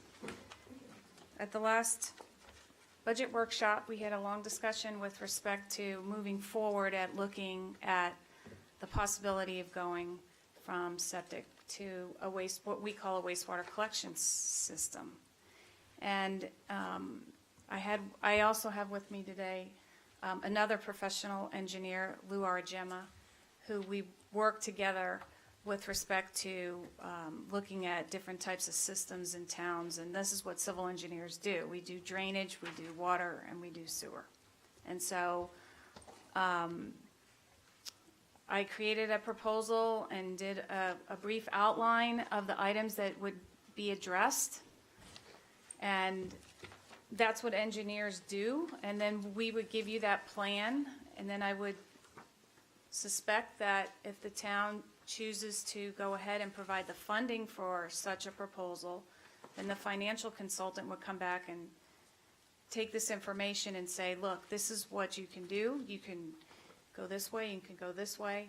You can have Boynton pay for it all. You can have these options. Well, we could talk about debt service and, you know, how many years will it take to address the construction aspect of it? That would be the second step to this. So the first step is understanding what type of options can you put in? What type of a system can you put in? How much is it going to cost? How much is it going to cost the individual person, which we call an equivalent residential connection, an ERC, which is like in a single-family home, that would be one. In a condominium, we'd have to evaluate how many folks live in each condominium. So those are the things that we do as engineers. So this is the proposal that, that I'm presenting before you. So if you have any questions with respect to that, Yeah, so in layman's term, yeah. we have you're asking for up to $25,000 Right. for the purpose of engineering, Okay, so we would not be designing, right? okay? That's a big project. And if it were to go to fruition and say ultimately Boynton Beach would be the owner, if you will, of the system and they would take our wastewater. They would do the design, we would be the reviewers of the design. However, in order to come up with a conceptual cost, I have to do a conceptual plan. So that it's not a full-fledged plan, it would be a conceptual plan, the preliminary plan. So that you can understand how much each residence would be subject to as far as costs are concerned. Whether you all pay for it, or the city pays for it, or a combination. When it was done in my town, it was a combination of the city of Riviera Beach paid for the majority of the work, but we, the town, and I say we, as a past town commissioner, we paid for the connection from the road right-of-way to our house. So that was kind of unique, but that's an option. And that would be like the second part to this. You know, does Boynton pay for everything? Does Boynton pay for nothing? Do you even want to do this? What are your options? Here's some funding information, and you know, I'm not a finance person, but I can explain and opine about the Department of Environmental Protection State Revolving Loan Fund Program. We did it here in Ocean Ridge for the drainage system. We got a loan from them. So I can discuss that and talk about the grants. Senator Berman even discussed that. Those are options. But where you go for the second step would be somebody on a financial side that can say, this is what you all can do, this is what they can do. You can do, you know, A, B, and C, or just A and B, or B and C. But you first have to start with, what do you want to put in? What kind of system do you want to put in? Do you understand that there's 3 different ways that we can collect wastewater? And without getting into all the detail, but Will any report you do take care of Betty's concern? Betty Bingham was one that was talking about the right-of-ways. well, so Betty knows because we talked about, where'd she go? We did have Peter to dinner. Yeah, we did have an environmental committee back in the day that talked about all these options. So Betty knows because she has the wisdom and has been here for so long that it's, and I'm speaking out of turn, she's not here, but I'm sure she would agree with me. In her opinion, you don't give up anything. This is Ocean Ridge. We own it. Don't give it up. And she will fight till the end of the day before she will ever approve or agree to give anyone a portion of a right-of-way, a portion of an easement. She believes that the town's assets should be the town's and should not be given away. So that's where Betty's coming from. That's what, you know, and that's how she presented herself for all the years that she sat on the dais. So when she made that comment, I know what she's saying because I used to hear her say that, you know, if you want something, then you pay for it. You, us, the town, not somebody else. Then you don't have control over it. It's home rule to the epitome of home rule is Betty Bingham. So that's where she's coming from. Well, Lisa, I have a quick question for you. Sure. Would you, and maybe this is directed to both you and Tracy, the idea of a citizens advisory committee, would you see yourself as working with that committee or leading that committee maybe? I don't know. Sure, I mean, whatever the wishes are of the commission, but I didn't propose did this, I don't know. I did this. The Okay. very simple reason, we keep on coming into the financials involved. Right. And then, I think it was Lori Berman, Senator Berman, it said there's 25 million, it's actually 32 million for drainage and sewers available to our community. Mhm. So we're gonna overwhelm the staff trying to get grants and get this money. We have people in this town that do this for a living, that are willing to volunteer onto a committee. So the idea was to get you and Ron and a couple other people that have approached me, and then anybody else that the commission would like, to be together on a committee that meets whenever you feel it's necessary. Okay. But when, we're gonna have to do this, it's gonna be mandated to us in the next 10 years, so we might as well attempt to corral as much of the funding and the grants as we possibly can under the Sure. umbrella of this new budget that's taking place. So that's the concept there, and also, we got pressing needs down at the condos. Right. So even though there's a 10-year window, something has to be done Right. about the condos in less than that. So maybe a committee that would be like Ron representing the condos, and you should have somebody maybe, and I'm just Right. talking out loud, somebody representing the homeowners. I know Janet Shines has approached me on this because she's. Yeah, somebody that represents a single-family home. Yeah. Because a lot of them have put in very expensive systems, and they're, so, And so, Janet's always underwater. so it may be a good idea, because then the committee can come forth with some of their thoughts, The other thing is, too. if you have the citizens involved in this, you're gonna be doing it Right. from an engineering standpoint. Right. Boynton's gonna be doing it from Boynton's standpoint. Ron's gonna be, de facto, he's gonna be looking out for his section down there. Right. So the more, if we have a few other citizens geographically around the town, they're gonna bring up other concerns that, Right. that citizens would have. Yeah. But I think we have to approach this that, it's not like we need to vote whether or not we're gonna put in sewers. We will do a vote at some point, but it's gonna be dictated to us. We're gonna be told to do this by the state, ordered to. If we have a citizens committee, though, that committee's gonna have to operate under the sunshine laws. Correct. Unless, we'll discuss which another committee means- with Brian. There's two Yeah. ways to set these up. Since we have the town engineer involved in this one, would it then go sunshine, or can we? Yes. If you appoint anyone to the committee, it's governed by the sunshine laws, yes, So sir. this would be a sunshine. You'd have official meetings. Okay. Open to the public. Do whatever you want. Yes. Which would require staff to attend. And would we need to pay you for attending those meetings? I mean, I know you in the budget already, but But, one of the things that we always try to do is to be efficient, so that's why we set up like the Tuesdays, and everyone that has questions or people that have calls, staff puts it all together, or plans that need to be picked up, and I'm here on Tuesdays, and I try to bang it out, and so I'm saying all that, to just be efficient. We always try to be efficient. I And understand so- that, because I attend some of those Tuesday meetings. Yeah, so, Well, I'd also like to see the addition of somebody who is well-versed in sea level rise and everything else, because that's all gonna fall in as part of that. Yeah, well, we'll find it, but. Would this, the Lisa's proposal here, would this go into the 20 budget?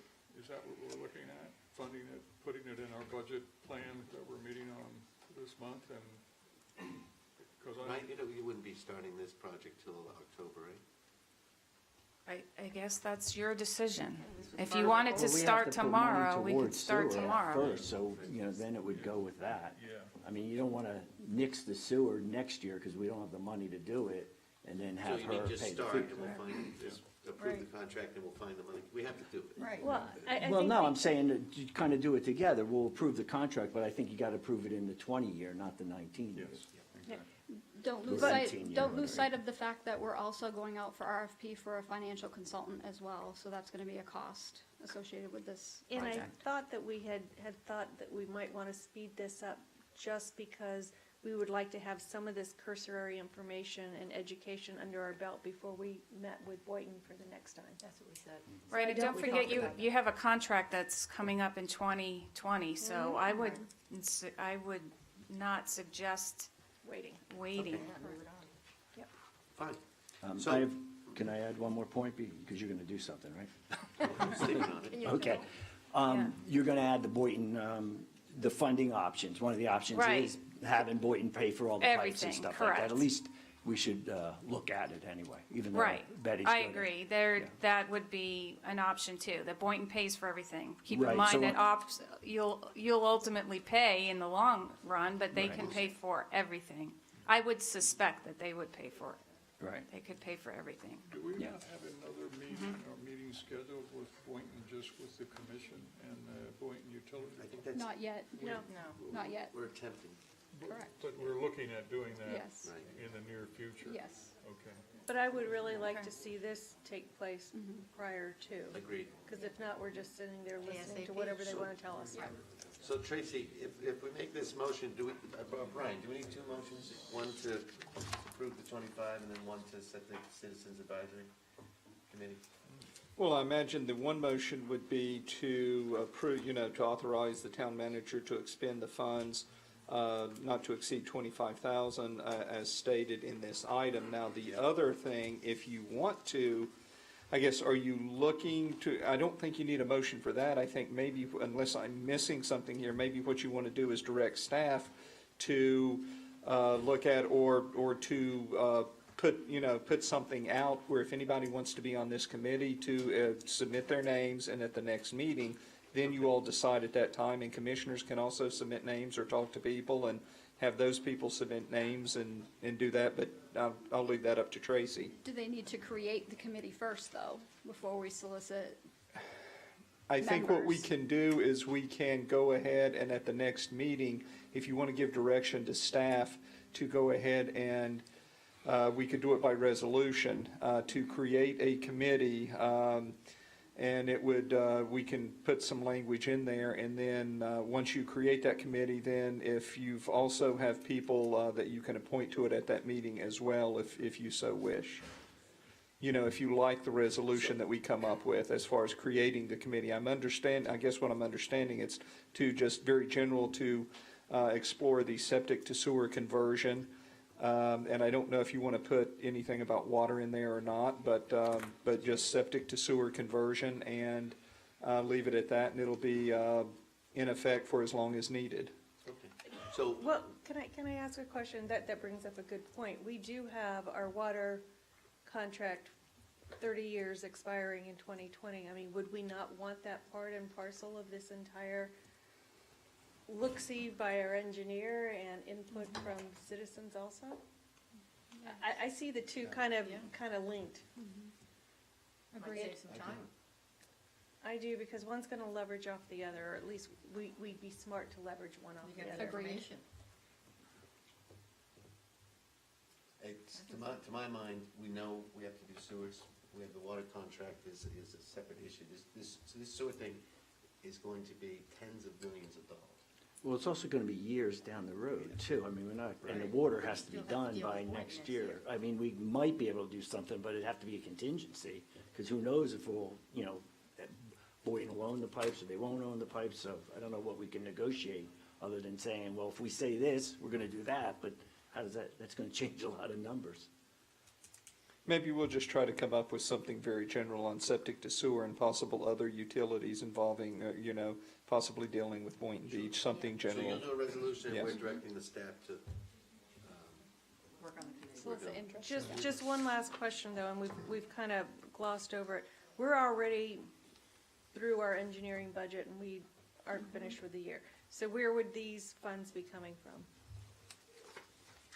Okay, that depends on other items that you may also approve this evening. However, we do have about 94,000 in contingency right now, but just remember, if we have a hurricane that comes through anytime between now and September 30th, you have to use contingency funds to fund that.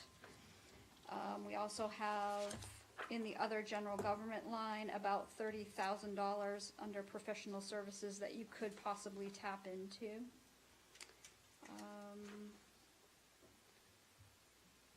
We have other contractual services under the other physical environment line, 125,000 earmarked for drain infrastructure upgrades. Have we not spent the majority of that already? Not yet, we have 148 left. Just We ask also me if you have need some other lines, we can Good do a question. budget amendment on, and then. So bottom line is we have over $300,000 at this point, and very good question, Christine, but we can fund this, and we'll just have to deal with it as these items come up in the coming months. You have Well, some but- big ticket items coming. Yeah, we have this $100,000 for Spanish River, right? The next one or whatever. Yeah. Next We got issue. Got the break on A1A, Right, we've right. got the break in front of Melnick. Until the 30th for a decision? I mean, we can go out and get volunteers for the committee, get that part started. I would prefer just to authorize it now, we're gonna Yeah, have to I do do it, too. Yep. you know? Right. Can I comment, please? No, we're done with public comment. So we have a motion kindly written by Tracy here. Would somebody like to read that motion and make that motion? I This think is I would like acknowledgement. to talk about, I know we need to do this, I'm not disagreeing with that, but I think we've got a number of other items on the agenda tonight that we haven't discussed yet, fire hydrants being one of them, that I'd like to just see where that money's gonna come from. We've got Spanish River, we've got a number of things that we wanna take out of this year's budget, and we've only got, what, 148 or whatever? You have more than that if you Over pool the money Yeah, from different so sources. I'd like to kind of go through the others and then come back and make sure that we've got what we need to do it. What's everybody's pleasure? Tracy, what do you say we have more than that? What do you think we have that, as you say, we go down the different things that we're going to have to look at? What do you say we have as we minus from there? I think this is an important item that probably has to go forward now, and we can probably find the money $25,000 It's over 300. to do it. Yeah. But like I said before, there are other big ticket Right, right, items right. as well. This one's an important one. But 25,000 out of possibly, what are you saying, Steve, that we, It to sounded pull like from? over 300. And this is a pretty important first step. The sooner we get started, right? The sooner we Yes. move and have our information, we have our But we're not gonna be options spending there. this money tonight. It's gonna be Right. invoiced. She's walking out with a check. So it'll be over the next 6 to 8 months, let's say. So in the motion that we have here, where we're mentioning contingency line item, that still would hold in Yes. wherever we find it Would you from, like to read correct? that? Yes. Yeah, okay. Could you just add that one thing about the Boynton thing on her paper? Because she didn't have that bullet point on the funding. Don't worry, it'll be. Okay, it'll be in there. Okay, go ahead. We know where you live. Okay, I move to authorize the acting town manager to expend funds from the contingency line item in an amount not to exceed $25,000 for the purpose of professional civil engineering services for the septic to sewer conversion project. Do we hear- I'll second it. Okay, all those in favor signify by saying aye. Aye. All those not in favor? Was that a nay? Yes. Public comment? So it's 4 to 1. Gene? Did we miss? We already did. I'm sorry, did you We vote? might have. Did No, we you didn't. vote against it? I voted nay. No, I think with each agenda item, you do have public comment. No, we did. I thought I did. I thought we did too. Okay, That might be some, huh? Spanish River. Lisa, you're up again. They're gonna, Work on it. work on creating a template to let the You town have yours know to go that there's a anyway. committee. There was a consensus to direct staff to explore that. Okay. So I've submitted a memorandum to basically explain what's happening at 54, 55 Spanish River, and hopefully you all had a chance to look at it. But briefly, the town has been observing abnormally long-standing stormwater in front and around 54 and 55 Spanish River Drive. We have some residents, I think, still here that can attest to that. There is a 10-foot drainage easement in our favor, 5 feet on either side, that allows us to access the property and make whatever improvements we need to make. We sent a survey crew out there, probably at least two times, and come to find out, that we believe that there's probably a crushed pipe from two structures that don't even appear to be town structures. So the system isn't working.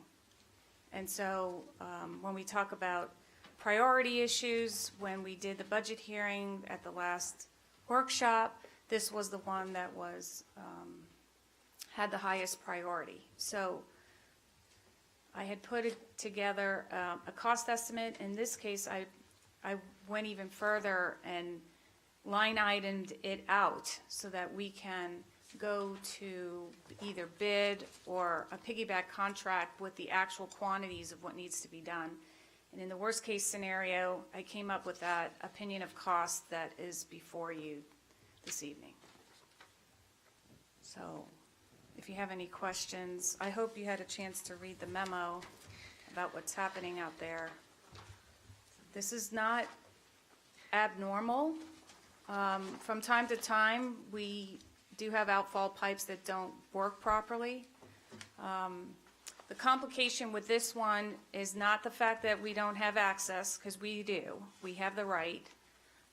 But the problem that makes it a little more complicated is the fact that over time, the property owners at 54 and 55 have put a tremendous amount of vegetation in that easement and installed a fence in that easement that probably compromised the outfall and is causing the problems to begin with. So all of those things would need to be removed. We as staff would like to send a letter to both of those residents to give them the opportunity to remove their fences and their trees and their hedges at their expense, because they're the ones who put it in. That would eliminate a large majority of the costs. If they took responsibility and they remove their own improvements, that'll allow us to go in there, and the price won't be as much as what I've proposed. Yeah, it's That was the 21,000. 20,000? Yes. Yeah, Yeah, 21. that's the Right. biggest item. Yeah, that's unacceptable. 54 Spanish River is in pretty bad shape. It's always been in pretty bad shape. It's an absentee owner that continues to rent it out. Is it even rentable now? They're just putting a new roof on, I'm sorry, I don't mean to interrupt, but they are putting a new roof on it, so it's not coming down. It's not coming down. I wouldn't think. Okay. The other thing I would think is that 55, the Gretzula's residence, is so high up on either a ridge or fill or whatever it is. I mean, it's no wonder that you've got some drainage issues there. So is there a way that we could also work with them to put in a French drain? Or, I mean, I know that their house was built in 93, so it's not anywhere near our codes today. But is there any way to also do some other intermediary things prior to seeing if we could alleviate some of these issues? We could. I mean, we could look into that, but there would need to be some regrading because there is a big differential from one neighbor to the other. So we're gonna have to address the grading in there, and that's why this project is fairly expensive compared to a normal, let's take the outfall pipe and line it type of thing. We'll know more when it gets cleared out. So we can see what's happening between the two properties. We found a structure back there that we've never seen before, because there was so much like a catch basin, I'm sorry, everything's I'm underground. I'm looking for a statue. No, I'm sorry, I apologize. There are 2 extra boxes underneath the ground. We pulled the hatches off the catch basin, back catch basins are boxes. And there are actually illegal pipes connecting to the, these boxes so that the private property owners can directly benefit, but the road, which is ours, which is public, is not benefiting at all. because the system doesn't connect itself all the way. So Thank is you for the, that is the crushed pipe between the road and those major boxes that you found? Yeah, they're in between these So two from the boxes under the on, ground. It's open, wow. That's amazing. So from one of the boxes, this is why it was such a mystery, because if you go to the box, the catch basin in the road, which is what we usually do, you open up the grate, and you see that there's a pipe, and you measure it. Then, so you go to the other end, where the seawall is, and there's a pipe, and it looks like there should be a connect the dots from here to here. Well, we didn't realize, because of the dense vegetation, that there's intermediate boxes. And in between the intermediate boxes is crushed pipe, there's nothing there. So it might go like 10 feet in and then go nowhere, and then the backside connects the two private properties, and that works. So it's. Thank you for that explanation. Yeah. I have zero to little appetite to pay for vegetation removal that is in a public right of way. But it does bring up, and I know that we have discussed this before, I think we, as we kind of get our head above water and figure out hydrant situations and everything else like that, we should in good faith as a town know where these easements are and start to categorically help the residents and the owners who may not even be aware at all that they exist to start to take care of some of this. And I think that was part of your original planning and prioritization, but We know where the easements are by the plats that are recorded. but So do the some- owners know that they have an easement running down their yard or behind their yard or? Sometimes they know, sometimes they know what they don't know, or they don't want to know. Right. That's why we felt that it would be important to notify the individual landowners on both sides and give them an opportunity to remove their vegetation. So yes, there's a lot of, there's not just the $20,000, there's like $5,000 for irrigation replacement. I mean, maybe some of that does not need to be done, but I had to give you the worst case scenario. When you say irrigation, it's their irrigation systems we're gonna fix that's on easement property? I agree with Christina, I'd say forget it, let them, they have to pay you guys to do that. So what do you mean by give them the opportunity? If they refuse the opportunity, we pay, or Then we charge them? well, I guess that's a commission decision. I'm just giving you what I think it's going to cost. Who If, pays is up if, to us. if the town takes this on in its entirety. I mean, I just want to kind of point something out here. In most, if we actually had an easement deed, there would be language in the easement deed where you can't put buildings, you can't put structures, you can't put other things in the easement area. It's my understanding what we have here is an easement on an older plat, and there is no language like that restricts them from placing things in an easement area. It's not right of way, it's an easement. So they own the underlying fee. We just have the rights to use that for drainage purposes only. That's it. So that's the reason that we're kind of looking at this and trying to work with the property owners, because we want to make sure that it's getting cooperation is always better than just going in there with a bulldozer and knocking it down. Yes.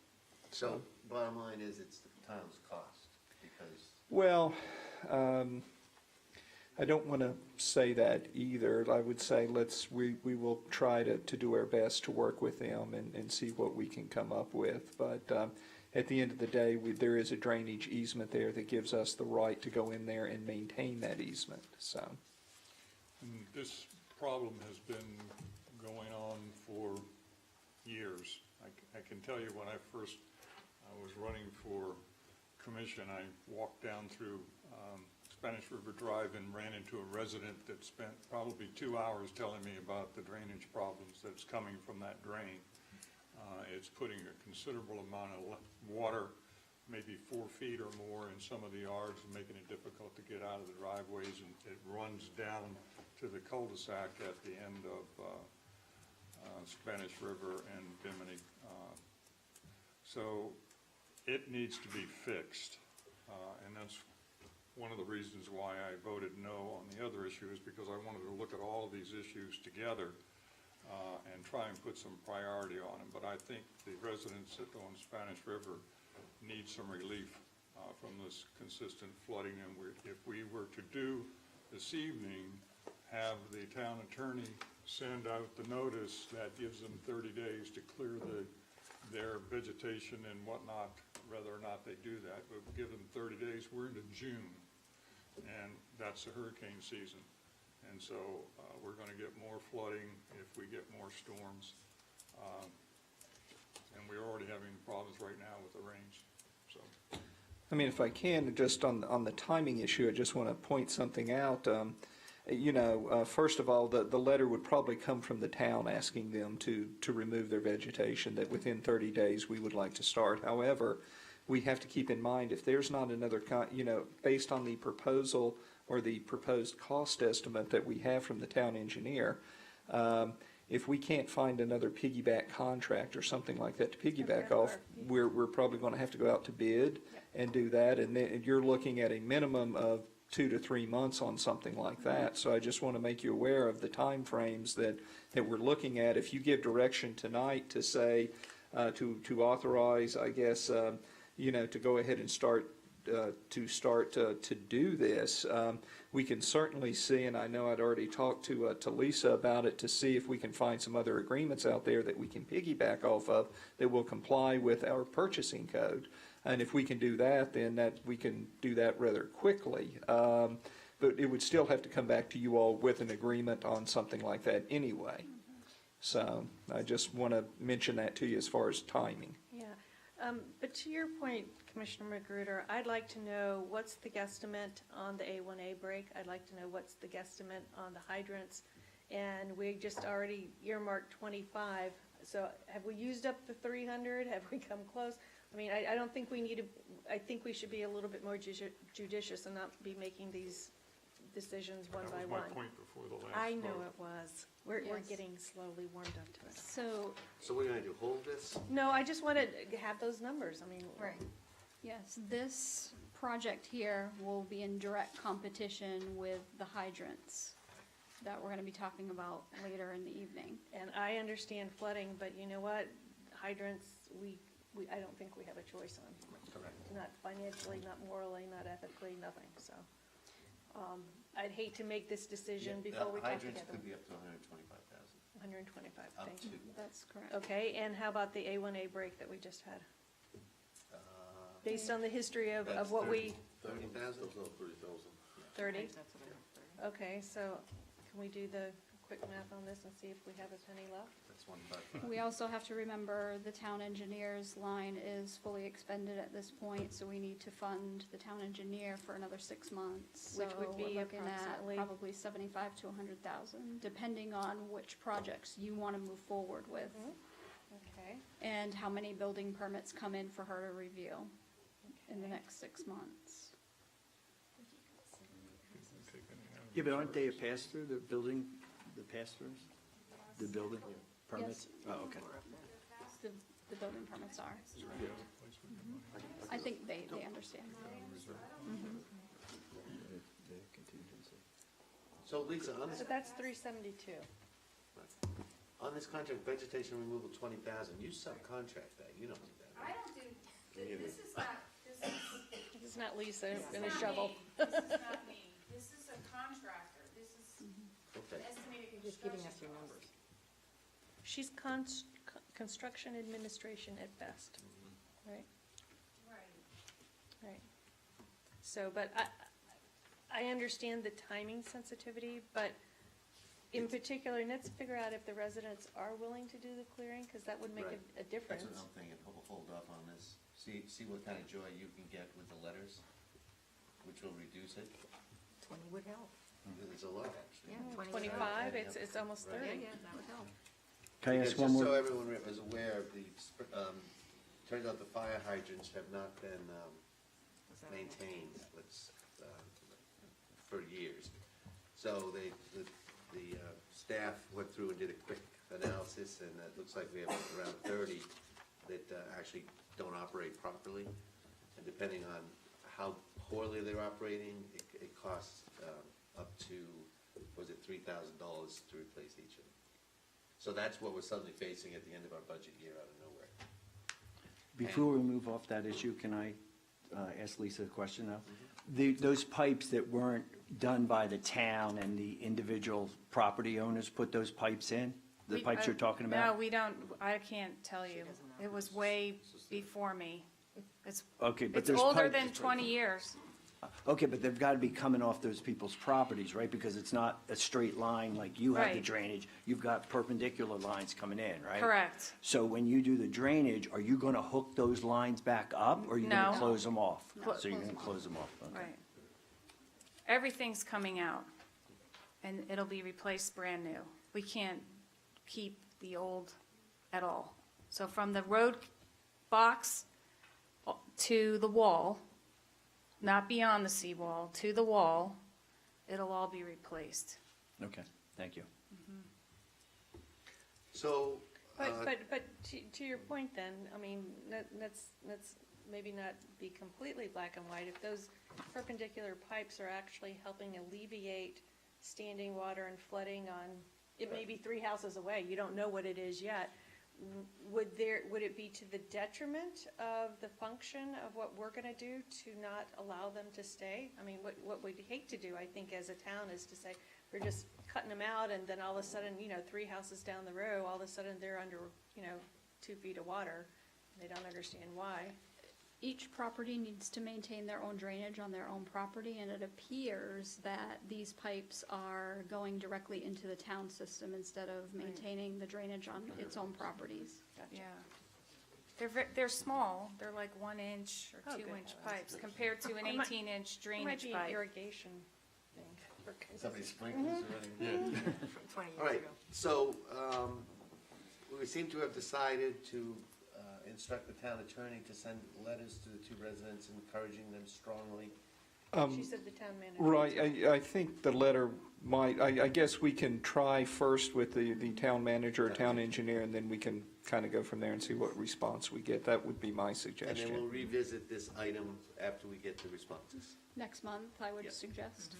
But I didn't know while you're still, if you wanted to have public comment on this before we move on, but that's, I'm sorry, Well, Commissioner I Bissell. just want to make sure the letter's right. It's 3 issues we're talking about, right? Vegetation, they're going to have to take care of the fence for the $1,000, and I think irrigation for $5,000. That's what we're asking the letter to say? I think the letter would essentially provide that there's, to each one of them, it would be either the 5 feet on the, I don't know if it's the west or east or north or south of on their property line there, that we're going to be coming in there and doing some work, and please remove any and all, infrastructure, fencing, vegetation that you wish to keep. Please remove that from that area. Right, and cap off the irrigation system, correct? Yes, I mean, that's what we will be asking. So that's, if it doesn't happen, then, our workers would have to The only thing essentially. we offer the homeowner is control of their boundary. If they do it, they have control over the outcome of that look, let's call it.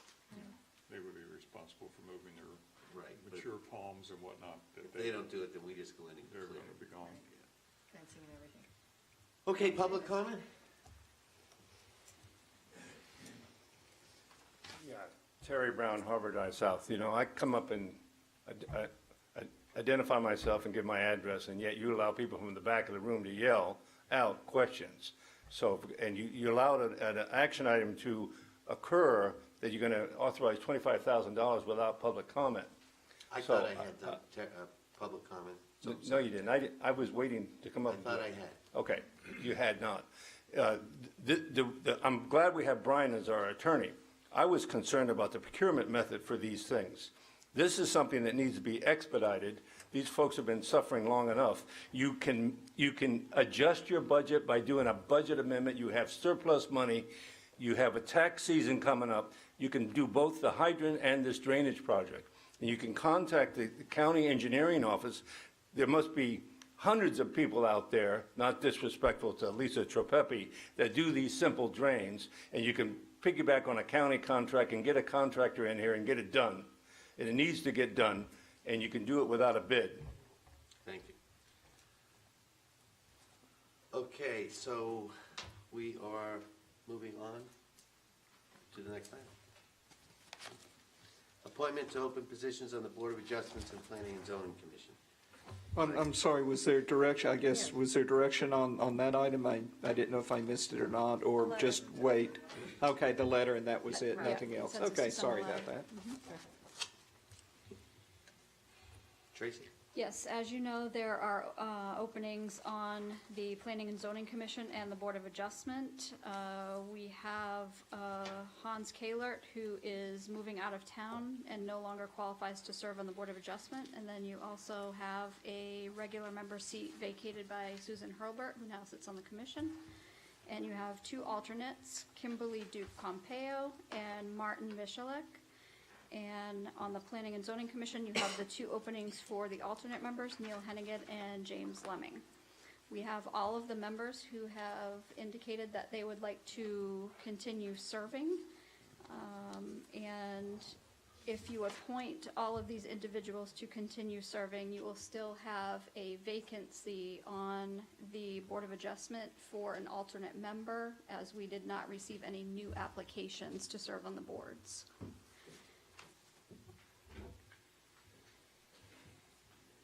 Public comment? Commission discussion?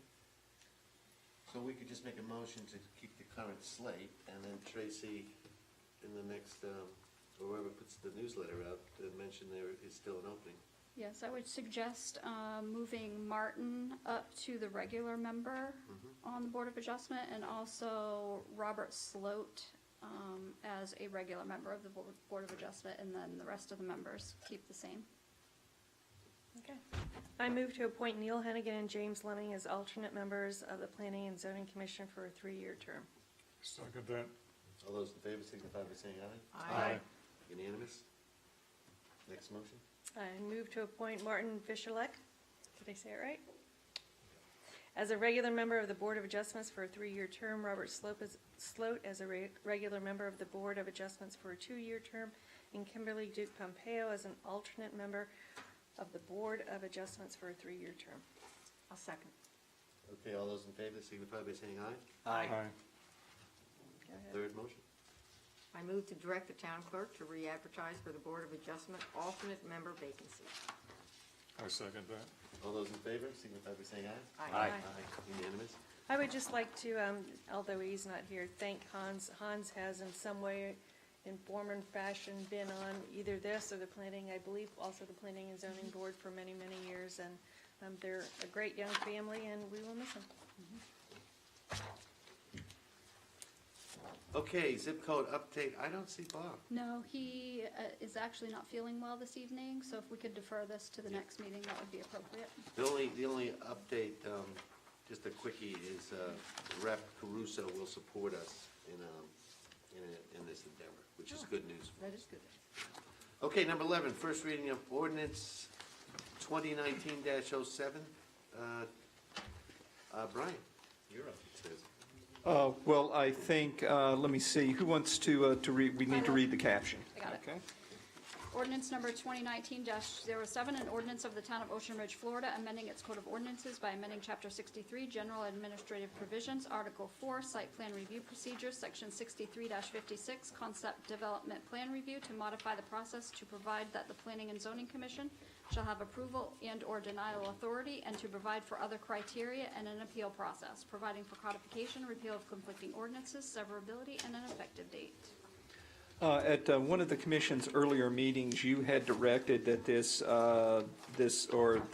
you'd given direction to the Planning and Zoning Commission for them to review the ordinance, and also to have input from Marty Minor, the town planner, on this particular item, in order to come up with some solutions or recommendations regarding concept plan review. And what is before you is what's been suggested or recommended by the Planning and Zoning Commission.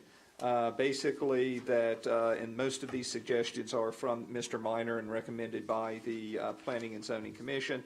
Concept plan review, the name would be changed to development plan review. That the 50% threshold would basically, it would be determined by an appraisal obtained by the property owner, or it could be by PAPA, either one.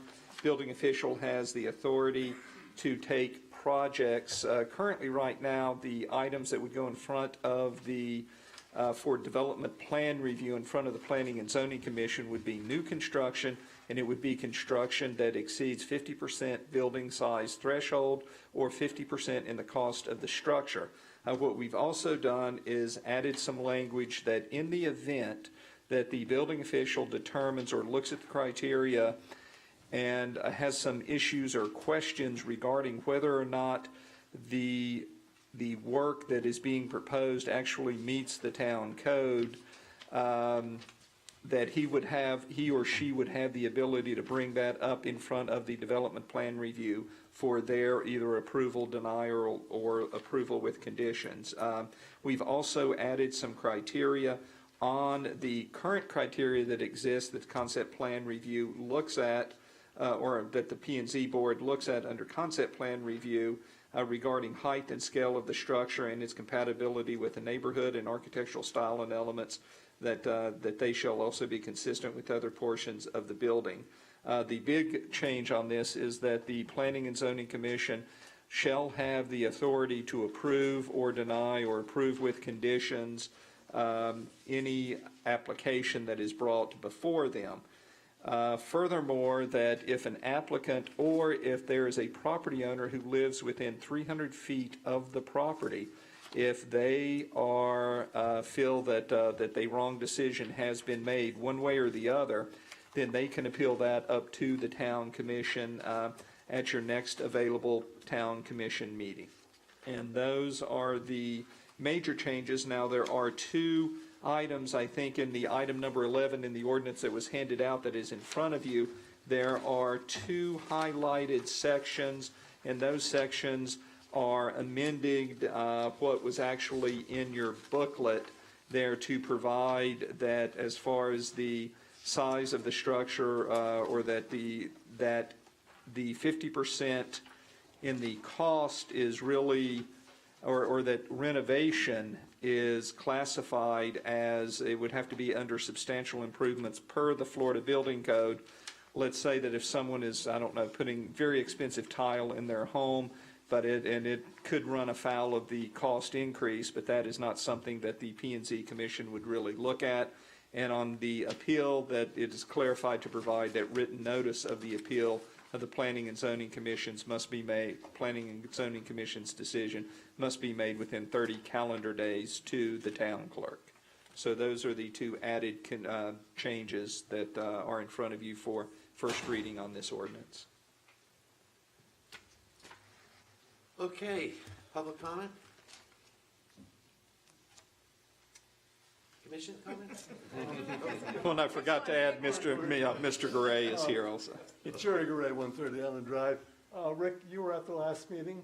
Yes. I wasn't. Maybe let me defer to you to start and then go from there. Jerry is much too modest. He's an excellent spokesperson, and I can only say that that this was well summarized. This has been thought out, discussed with a professional planner over a course of, I believe, 3 meetings. Or more, yes. Yes.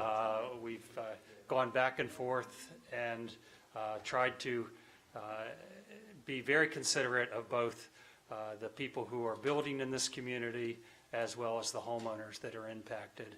And we think we've struck a nice balance here in a way that should enhance our town.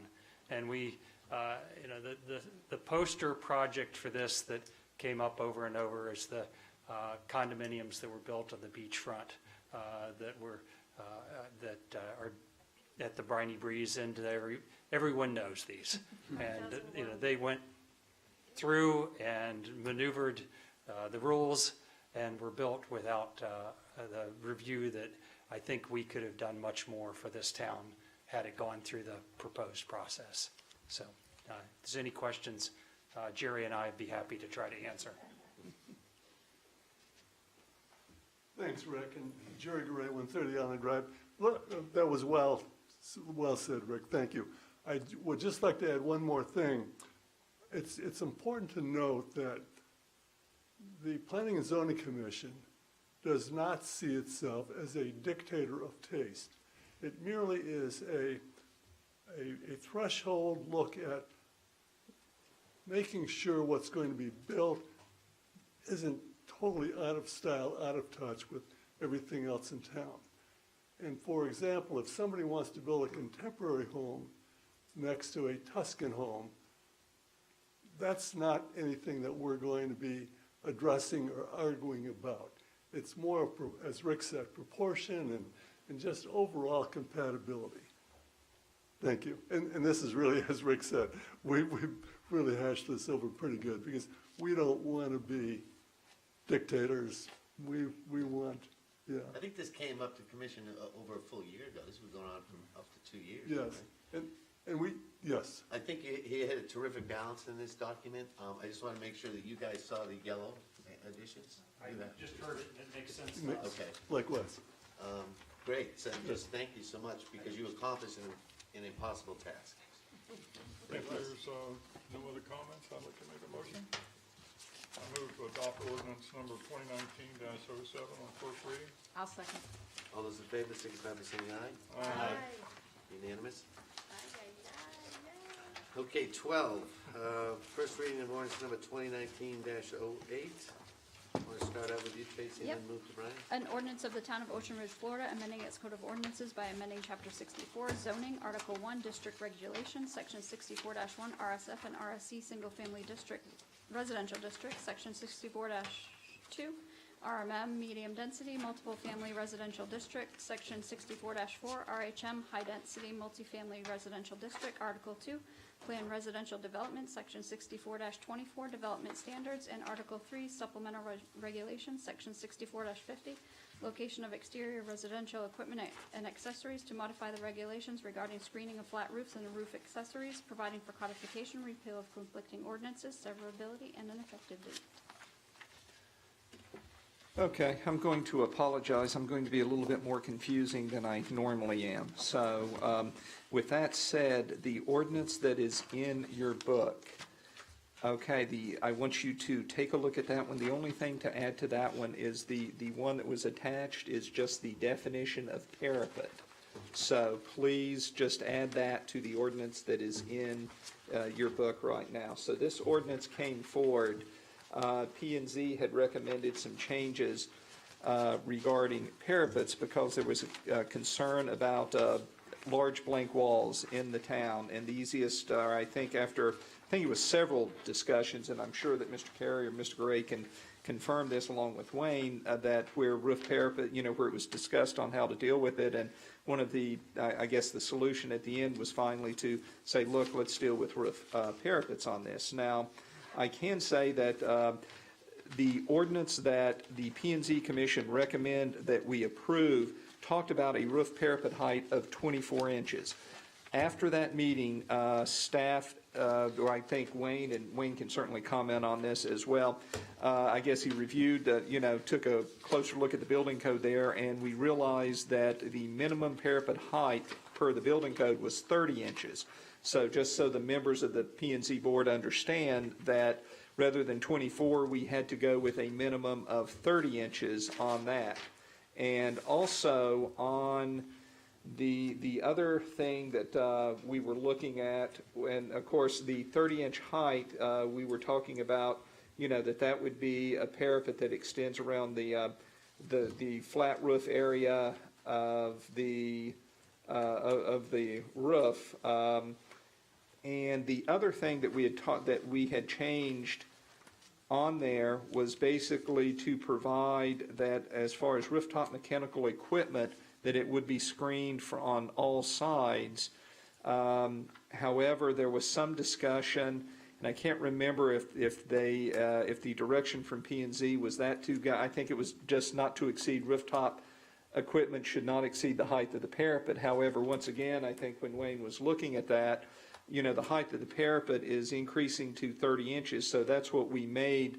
We made that go to 30 inches, but we did add some language that, in the P&Z board, this exact language was not in front of them anyway, but to provide that exact change out of equipment permit applications are exempt from this provision as determined by the building official, because I think there was some concern on staff's part, particularly Mr. Cameron's part, that if there is someone who has an existing AC unit on their roof right now that, let's say, is above 30 inches, it's, I don't know, 36 or, inches, whatever, that if they're going for, wanting to exchange that out and just put a new unit, because AC units, they don't appear to last very long in this salt air, that they should be allowed to do that. So I don't know if Wayne wants to comment on some of that, but I did want to point out those were some of the changes, and to the P&Z members who are present also, that those were some of the changes that staff had brought up and made, and we do plan on taking this,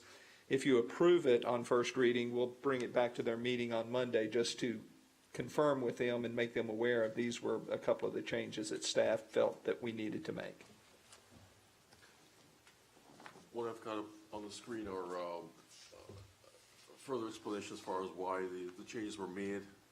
That's the code section as it relates to the parapet and the minimum height requirement, which is 30 inches. As Brian was saying, P&Z had said 24 was the number. However, we've got to work with the minimum standards, and that's why 30 is up there. What we also went a little bit further was visual. What we're talking about as far as a parapet goes, that's what an 18-inch parapet would be like. As you can see, 18 inches is almost like a trip hazard. You would fall off the building. So envision why the building code says a minimum of 30 and not 24 inches. We'll go to the next picture. Here's what 42 inches of a parapet would look like, measured from the grown deck, in which you've got one elevation here, and then the next slide will show you what the other side looks like. That's a one-story with a parapet of 42 inches. That's what it ends up doing from the top of that door up. So that's just an example of 42, what 42 looks like. Next slide. It's typically what you're seeing in terms of having a massing in the front, so it goes all the way up, and then as you can see, what's behind that is an actual pitch roof. The total height on that, which is a 412 roof, would be a massing of 5 feet, which is 60 inches. The 48 is just that portion alone that we're referring to. So the short version of the story is that the 30 inches is the minimum if you that we're able to work with. We can't go lower than 30 inches is what I'm explaining. If you have any questions. So from Brian's discussion, it sounded like on the air conditioners on the roof, that's your discretion, or because they're going to exceed 30? We as staff wanted to make sure that provision for existing homeowners who have air conditioning on the roof are not impacted by this ordinance going forward. They are required to have the air conditioning elevated on stands. It doesn't sit on the roof itself. And then when you take that total height, it needs to be screened from view. However, they would not be able to, a 30-inch screening would not suffice. So I tried to have the wording applicable to those people so that we're not impacted. Okay. It's mainly multifamily though. There's not a lot of homes that have their air conditioning. There's only a few homes, but they still have, they have townhomes which have it as well. So they would be impacted by it. So whatever it's part of the hard. air conditioner is above 30 would just be visible, so you might have this much of an air. Yep, but it's correct. So they won't be able to, we would not, so when they came in other words, what would happen when they come in for an AC changeout and they come in for that permit, and they could not show me that their screening was 30 inches, I'll be forced to deny that application, and they would have to go back and provide screening and install a unit less than 30 inches. And that may not all be possible for certain people. So are you recommending 40? No. I'm saying 30. However, I'm providing for an exception to people who have AC changeout units that I'm able to, for those exact changeouts, not new construction, just exact, existing customers. Yeah. We had a lot of, excuse me, Rick Curie, Planning and Zoning Board member, Spanish River Drive. We had a lot of discussion around this, and Mark Marsh, who's an architect, was immensely helpful because one of the concerns is that we'd create a situation that wouldn't work just like this. So I'm glad Wayne found this, and the difference between the 24 and 30 is going to be well within line with what the planning and zoning's intention was. And then the question arises, as most of us know, a lot of the air conditioning units are 36 inches or something like that. So Mark Marsh clarified that in new construction, this wouldn't prohibit a rooftop 36-inch unit. What they do is actually they set it in a well so that it would be countersunk in such a way that it wouldn't exceed the 30-inch parapet. And would still, we're not creating something that is a burden to the development community, but we're enhancing how the views are from the neighbors and from the street elevations. Okay, can I ask a question, please? So to clear up any confusion, the parapet doesn't add to the height of the building. It's within the code, no matter what they put there. Correct. Yeah, thank you. No, wait a second, I thought it did add to the height of the building, because isn't the flat roof 36 feet, and then you add the 30 inches? So you gotta bring the flat roof down? Yes. Yes, no, it does not increase your building height allowance at all. Okay, any other public comment? Commission discussion? Good compromise. Yeah. So do I hear a motion? I move to adopt ordinance 2019-08 on first reading. Second. I'll second. Okay, all those in favor signify by saying aye. Aye. Unanimous. Okay, 12A. Discussion regarding the hiring of a public works employee. Tracy? Yes, over the past 2 weeks, we have had several critical items come up that further highlight our need to hire a public works employee immediately, such as the water main break on A1A, hydrant inspections and repair needs, and generator failure at the tropical pump station that demanded immediate attention. Although we had initially requested to hire a temporary employee, several factors are limiting our ability to do so at this time. And since hurricane season is upon us, we need to have an employee to begin the necessary training and be ready for action in cases of emergency, such as natural disasters or such as the other emergencies that have happened in the past couple of weeks. In order to do so, we feel that it's necessary to hire a full-time permanent employee during this current fiscal year. The budget impact will be approximately $25,000 or less in this current fiscal year, dependent on when our current employee is released back to duty. If you have any questions, I'd be happy to answer. Public comment? So just, I know you clarified this for me. There's an employee who's currently on workman's comp, so we have one true maintenance guy. So originally we said let's bring in a temp, but the workman's comp could go on for months and months, might end up with disability.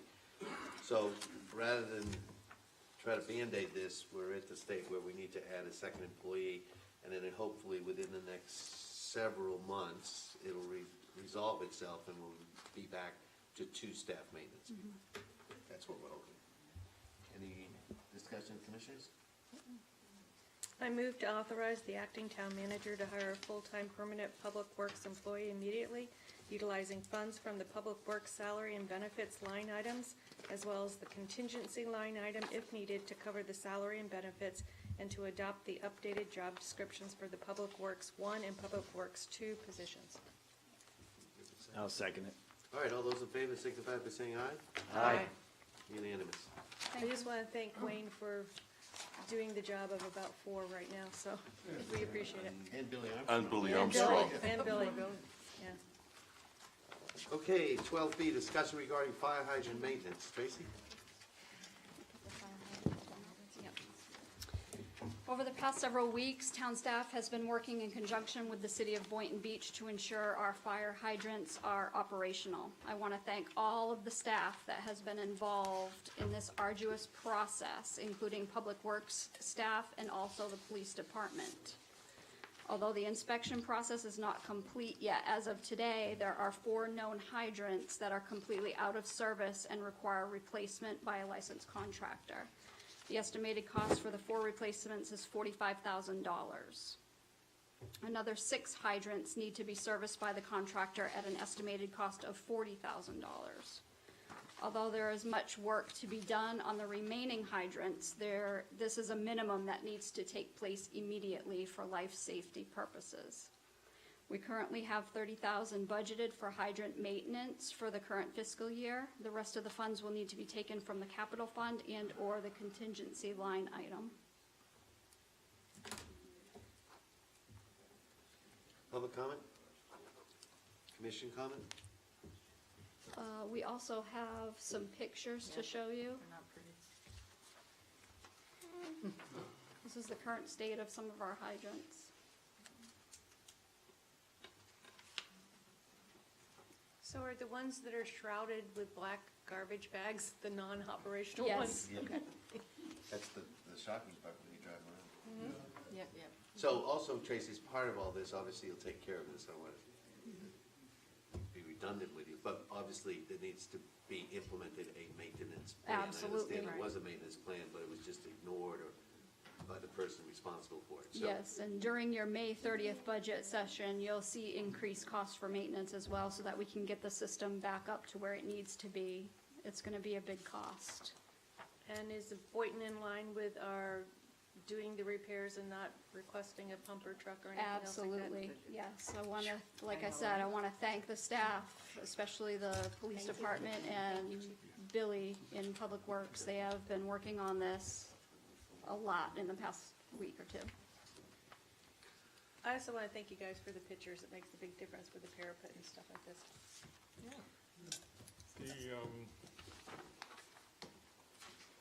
Boynton is in the process now of updating all their fire hydrants to a new style of hydrant. If we do replacements, will we be using those, or will we be using similar to what we already have? Do you know?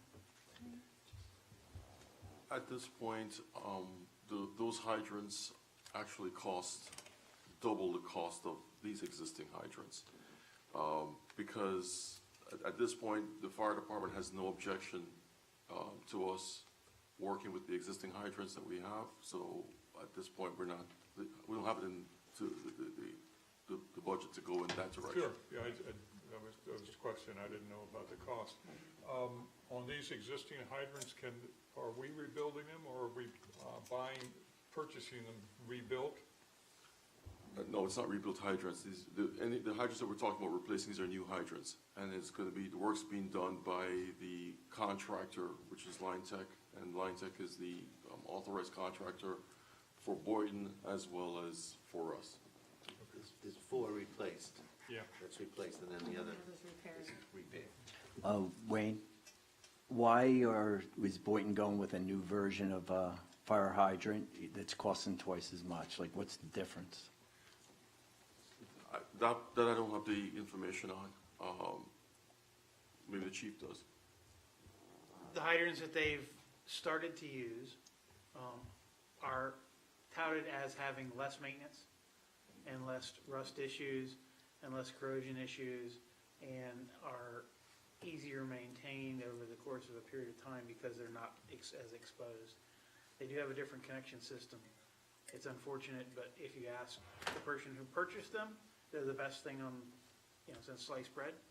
If you ask the people that are using them, they would prefer these style. Oh, That's good to know. and save money. But it wouldn't impact us one way or the other for fire services by using, Absolutely not. These hydrants have been around since the 1940s or 1920s. it just, With minor iterations, there's 5 or 6 different versions, that's all there is. but since in we the have a country. fire contract with Boynton, why are they not responsible for maintaining and/or at least replacing? We own the infrastructure. So we own There was a scheduled maintenance. It just never occurred. Didn't happen. Okay, so do we hear a motion? Any more questions? Steve, do you want to have public comment first? Public comment. Lucy Brown, Harbor Drive South.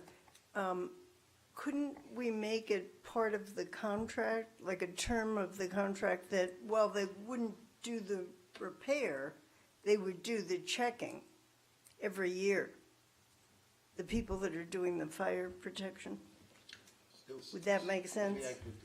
Correct me if I'm wrong.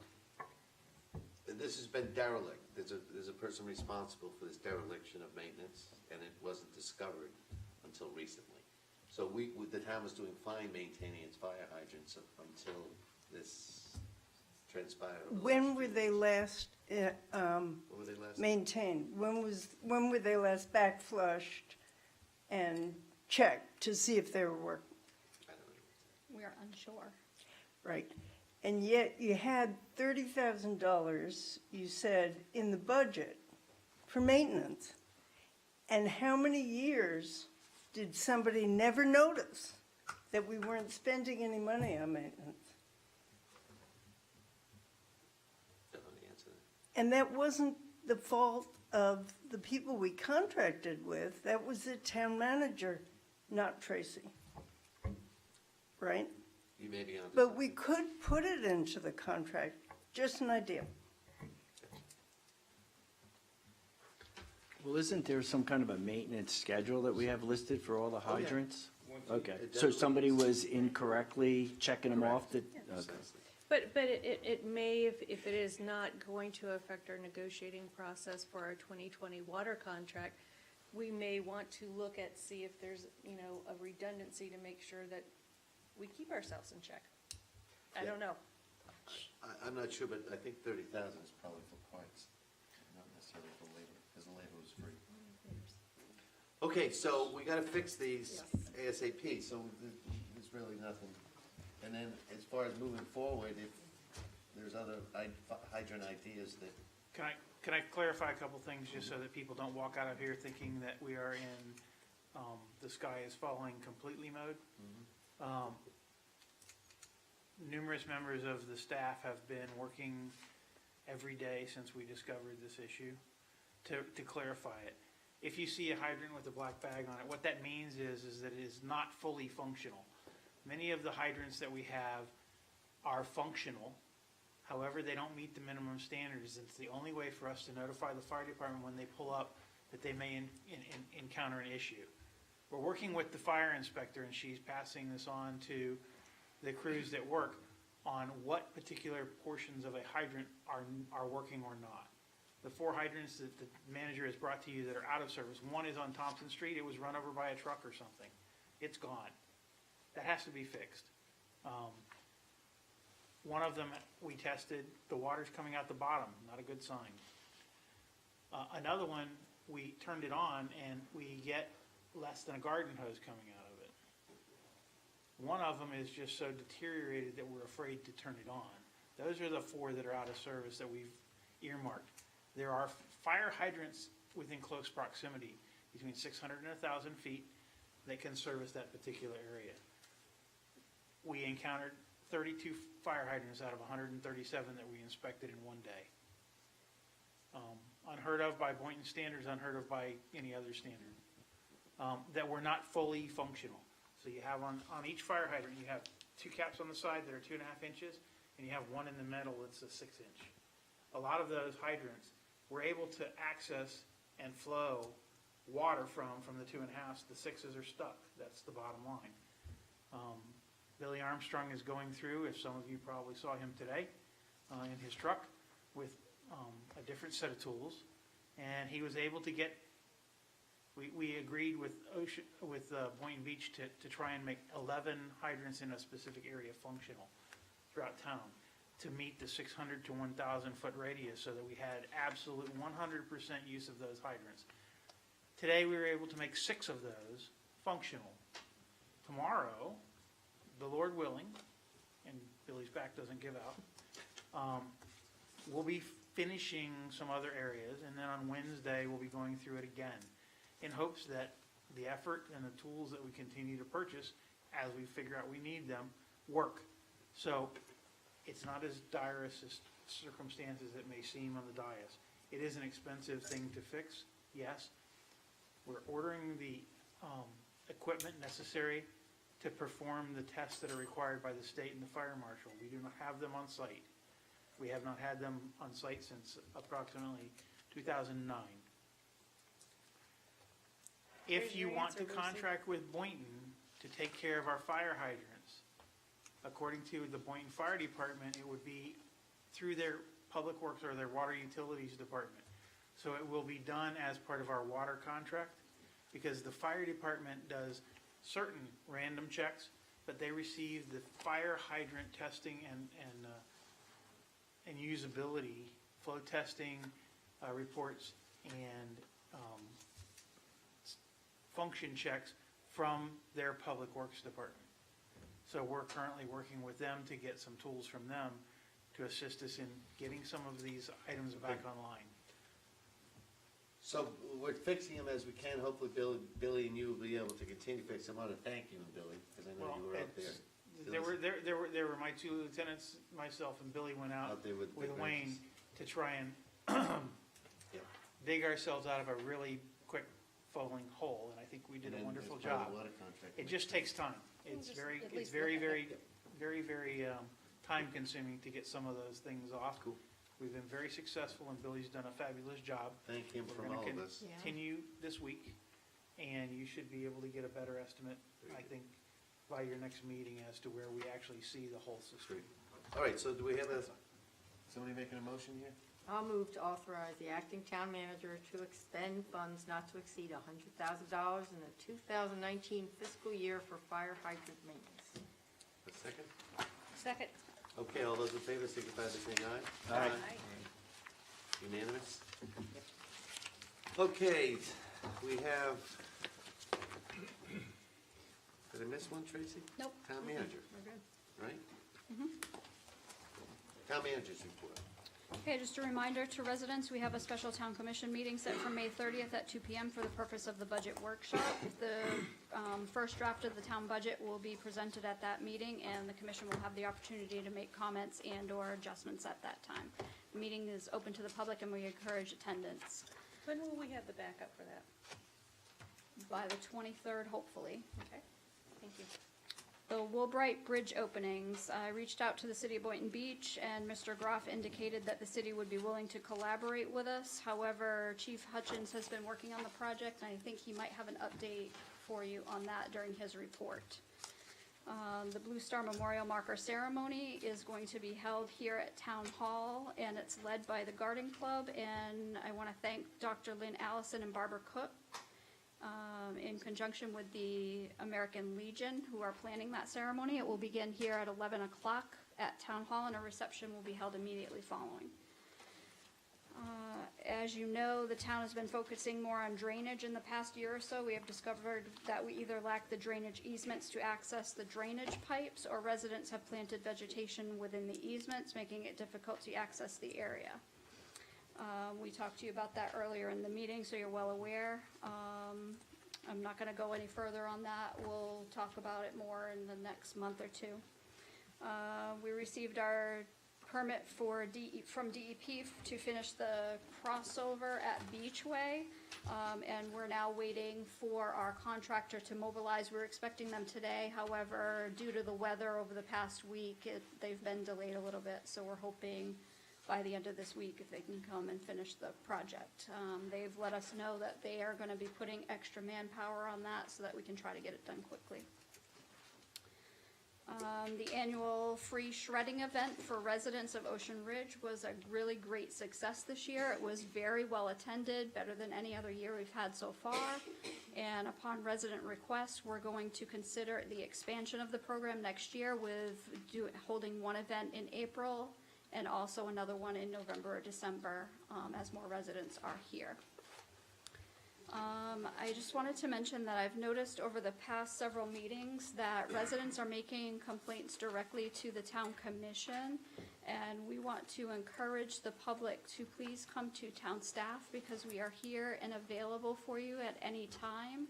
So we can try to work out your issues with you in a more timely fashion than we're just waiting for a town commission meeting. The annual financial statement audit is coming to a close. We're working with the town auditors over the next couple of weeks, and Gene has been essential in that process. Thank you, Gene. We've been working with him probably over the past several months.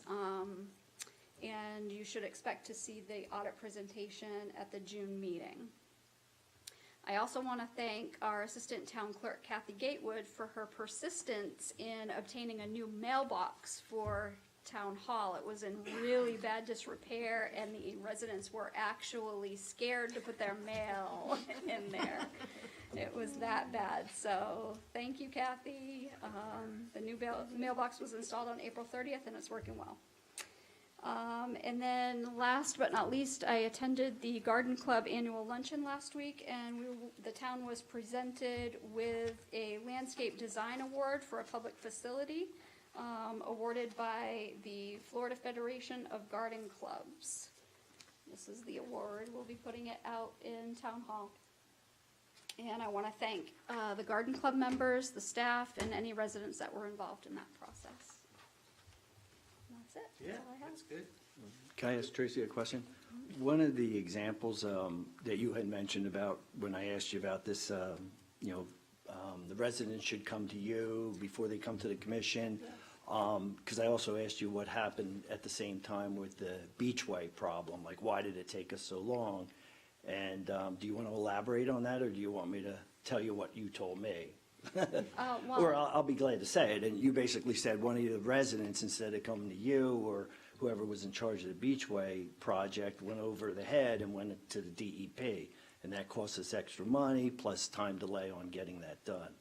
Yeah, well, that wasn't the only issue. Of course, we Right. tried to do the project, and once it was completed, it was too steep, so we had to reconfigure. So that was part of the issue as well. Right, but I was. Yeah, the extra month delay is due to the citizen. Right, so what I'm thinking is, shouldn't we put in an email that say, please come to the township first because you're town manager, because you're gonna cost us money if you go over our heads. Nothing wrong with whistleblowers. If you don't get the answer from the town manager, you come to the commission, you don't get the right answer, then go to DEP and say we're doing something And wrong. FYI, But don't go ahead of time. Some people It don't costs- know, they think this is their only voice, and Right. absolutely right, coming to the town manager first. Yeah. Or staff, So that should be in the tidings perhaps? right. The next newsletter? Yeah. Yeah, just an It's FYI. only by tidings. Oh. Happy tidings, good tidings, bad tidings? Great Thank you, tidings. Phil. All right, thanks, Tracy. I also had one comment, especially as these meetings get a little bit longer and everything else like that. I just wanted to say thank you to the town manager and probably the town clerk for time stamping the minutes. So if you're ever curious as to what was said or the inflection or something else, we now have the opportunity to get online and listen to the audio and fast forward to 5 minutes and 15 seconds to see something that you want, so I appreciate it. Absolutely. Okay, you all set, Tracy? Town manager, we like you better and better because you've got a blank page. Oh. Except as submitted? Yes, Okay. yes, no You're report. all set? Yes. Okay. Police chief? Monthly report for March is attached along with the fire report. An update on your Civic Plus. Tomorrow, Manager Simpson and Building Clerk Lisa Burns are going to be attending their second training function for the Civic Plus Emergency Mass Notification Project. We've asked them for a go-live date of June 1st. A little aggressive, however, it would coincide with hurricane season. We're working with Palm Beach County Traffic Division on the timing of the Woolbright and A1A traffic signals. They've already been out once and made an adjustment. They do not seem to think that there are any timing issues at this point. I will continue to monitor that. Was the adjustment to delay one side? The adjustment was to make sure the timing is correct so that when something goes from yellow to red, Yeah. that prior to the opposite opposing traffic getting a green light, that there is a small delay based upon requests from someone in the audience last time. They don't find that there is not that. However, they did come out about a week and a half ago and look at the timing again at my request, and they had to fix the lights from flashing at the same time. But So- they are aware that the green lights, if somebody hits the crosswalk, the green lights do not go on simultaneously. There's a delay in the eastbound green light. Yes, Right, okay. but that's according to the traffic engineer, that's So designed. they won't turn into the pedestrian. It's designed, the intersection is designed according to what their criteria are. I asked how to explain that criteria, I am clearly not an engineer.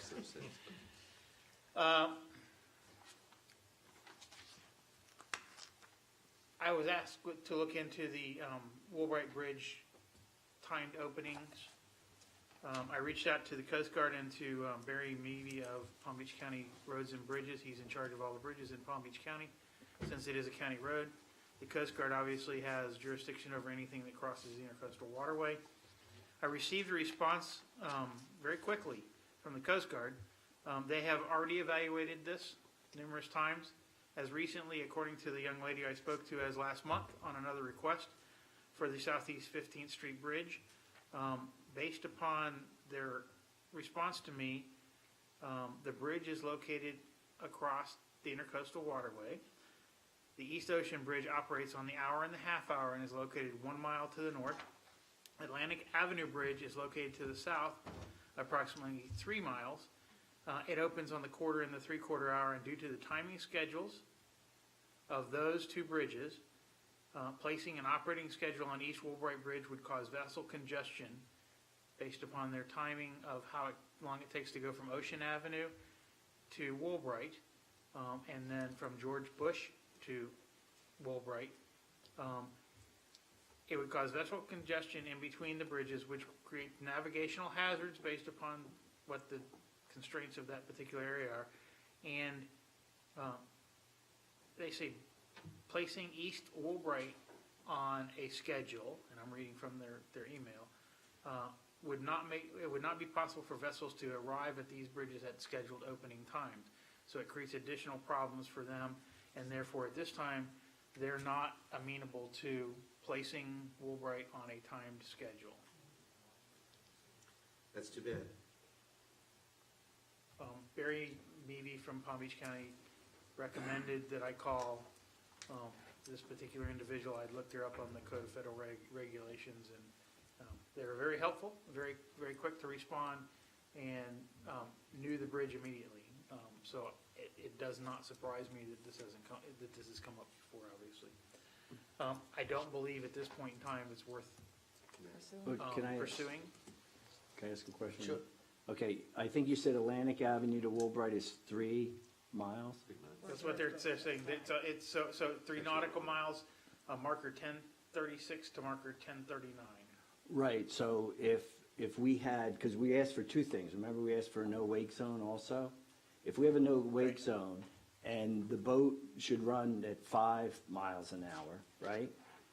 3 over 5 is 60% of the time, right? So if it would take then 60% of an hour to get to the Woolbright Bridge from the Atlantic, correct?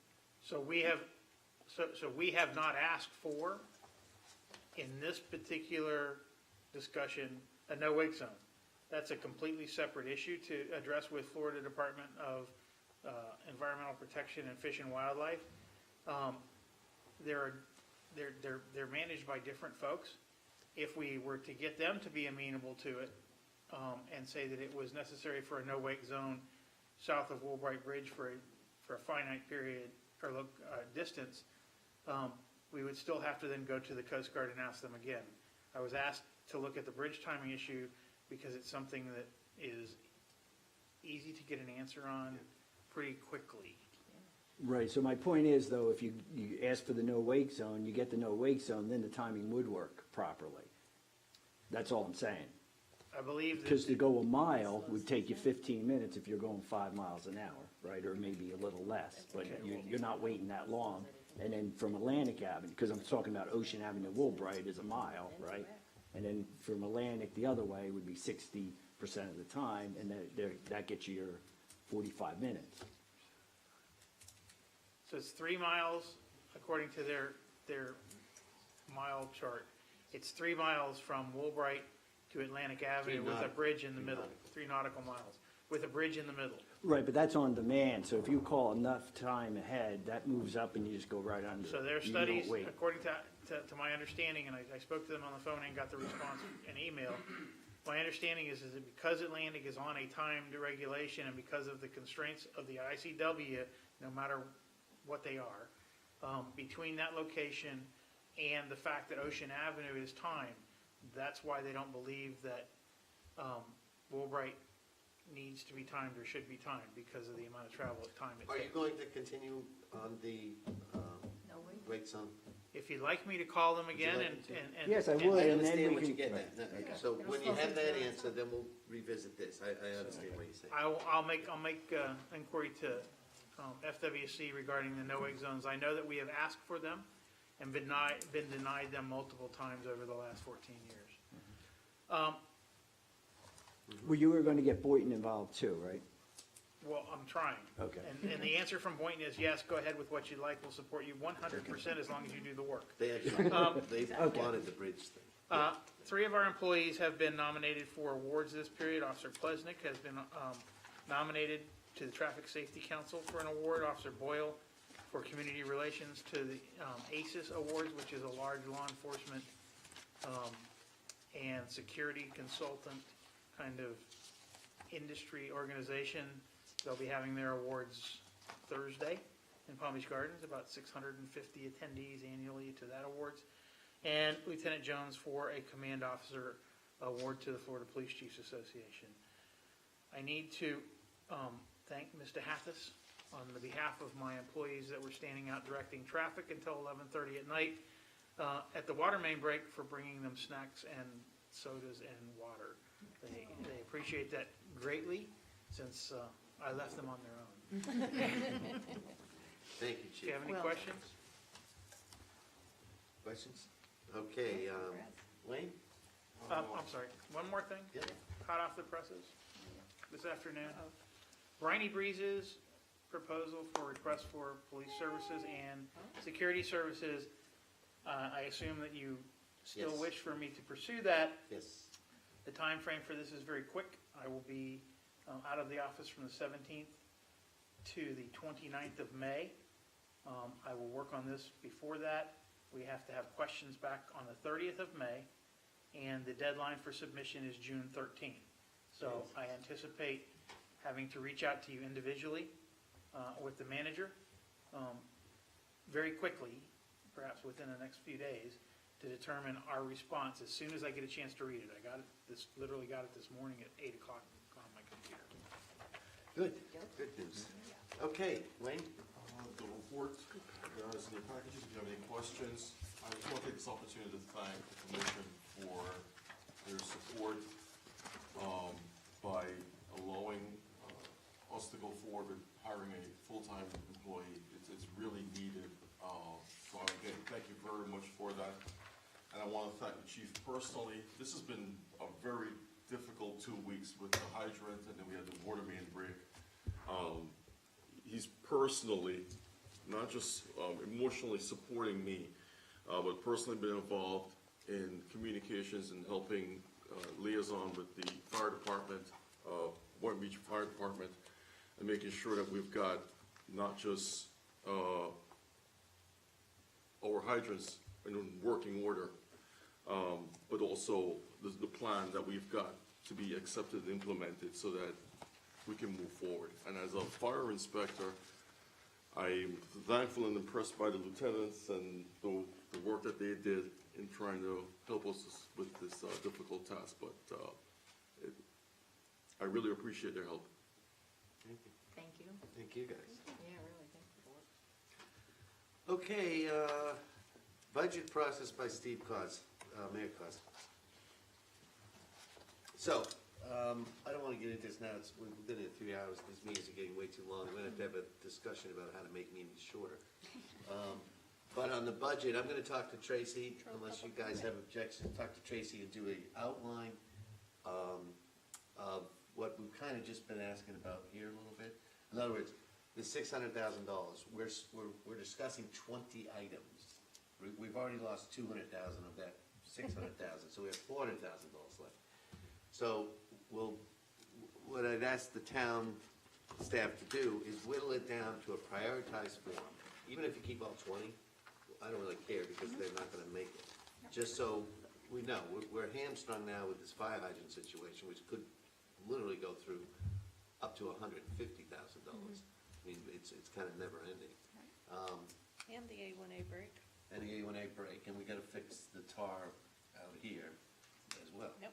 So there's a lot of money being sucked into things that we can't say, let's put it in the next budget, it's gotta go in this budget. Absolutely. So that's gonna limit our budget discussion, so we don't have to discuss 20 things, perhaps we can get it down to 10 things and have a reasonable budget meeting. Right? Okay, that's my discussion. Anybody got any comments on what I said? Sounds good. Okay, meeting adjourned, thank you. Thank you guys, just, you know, like getting out there and doing it. I would like to have seen that with those tools.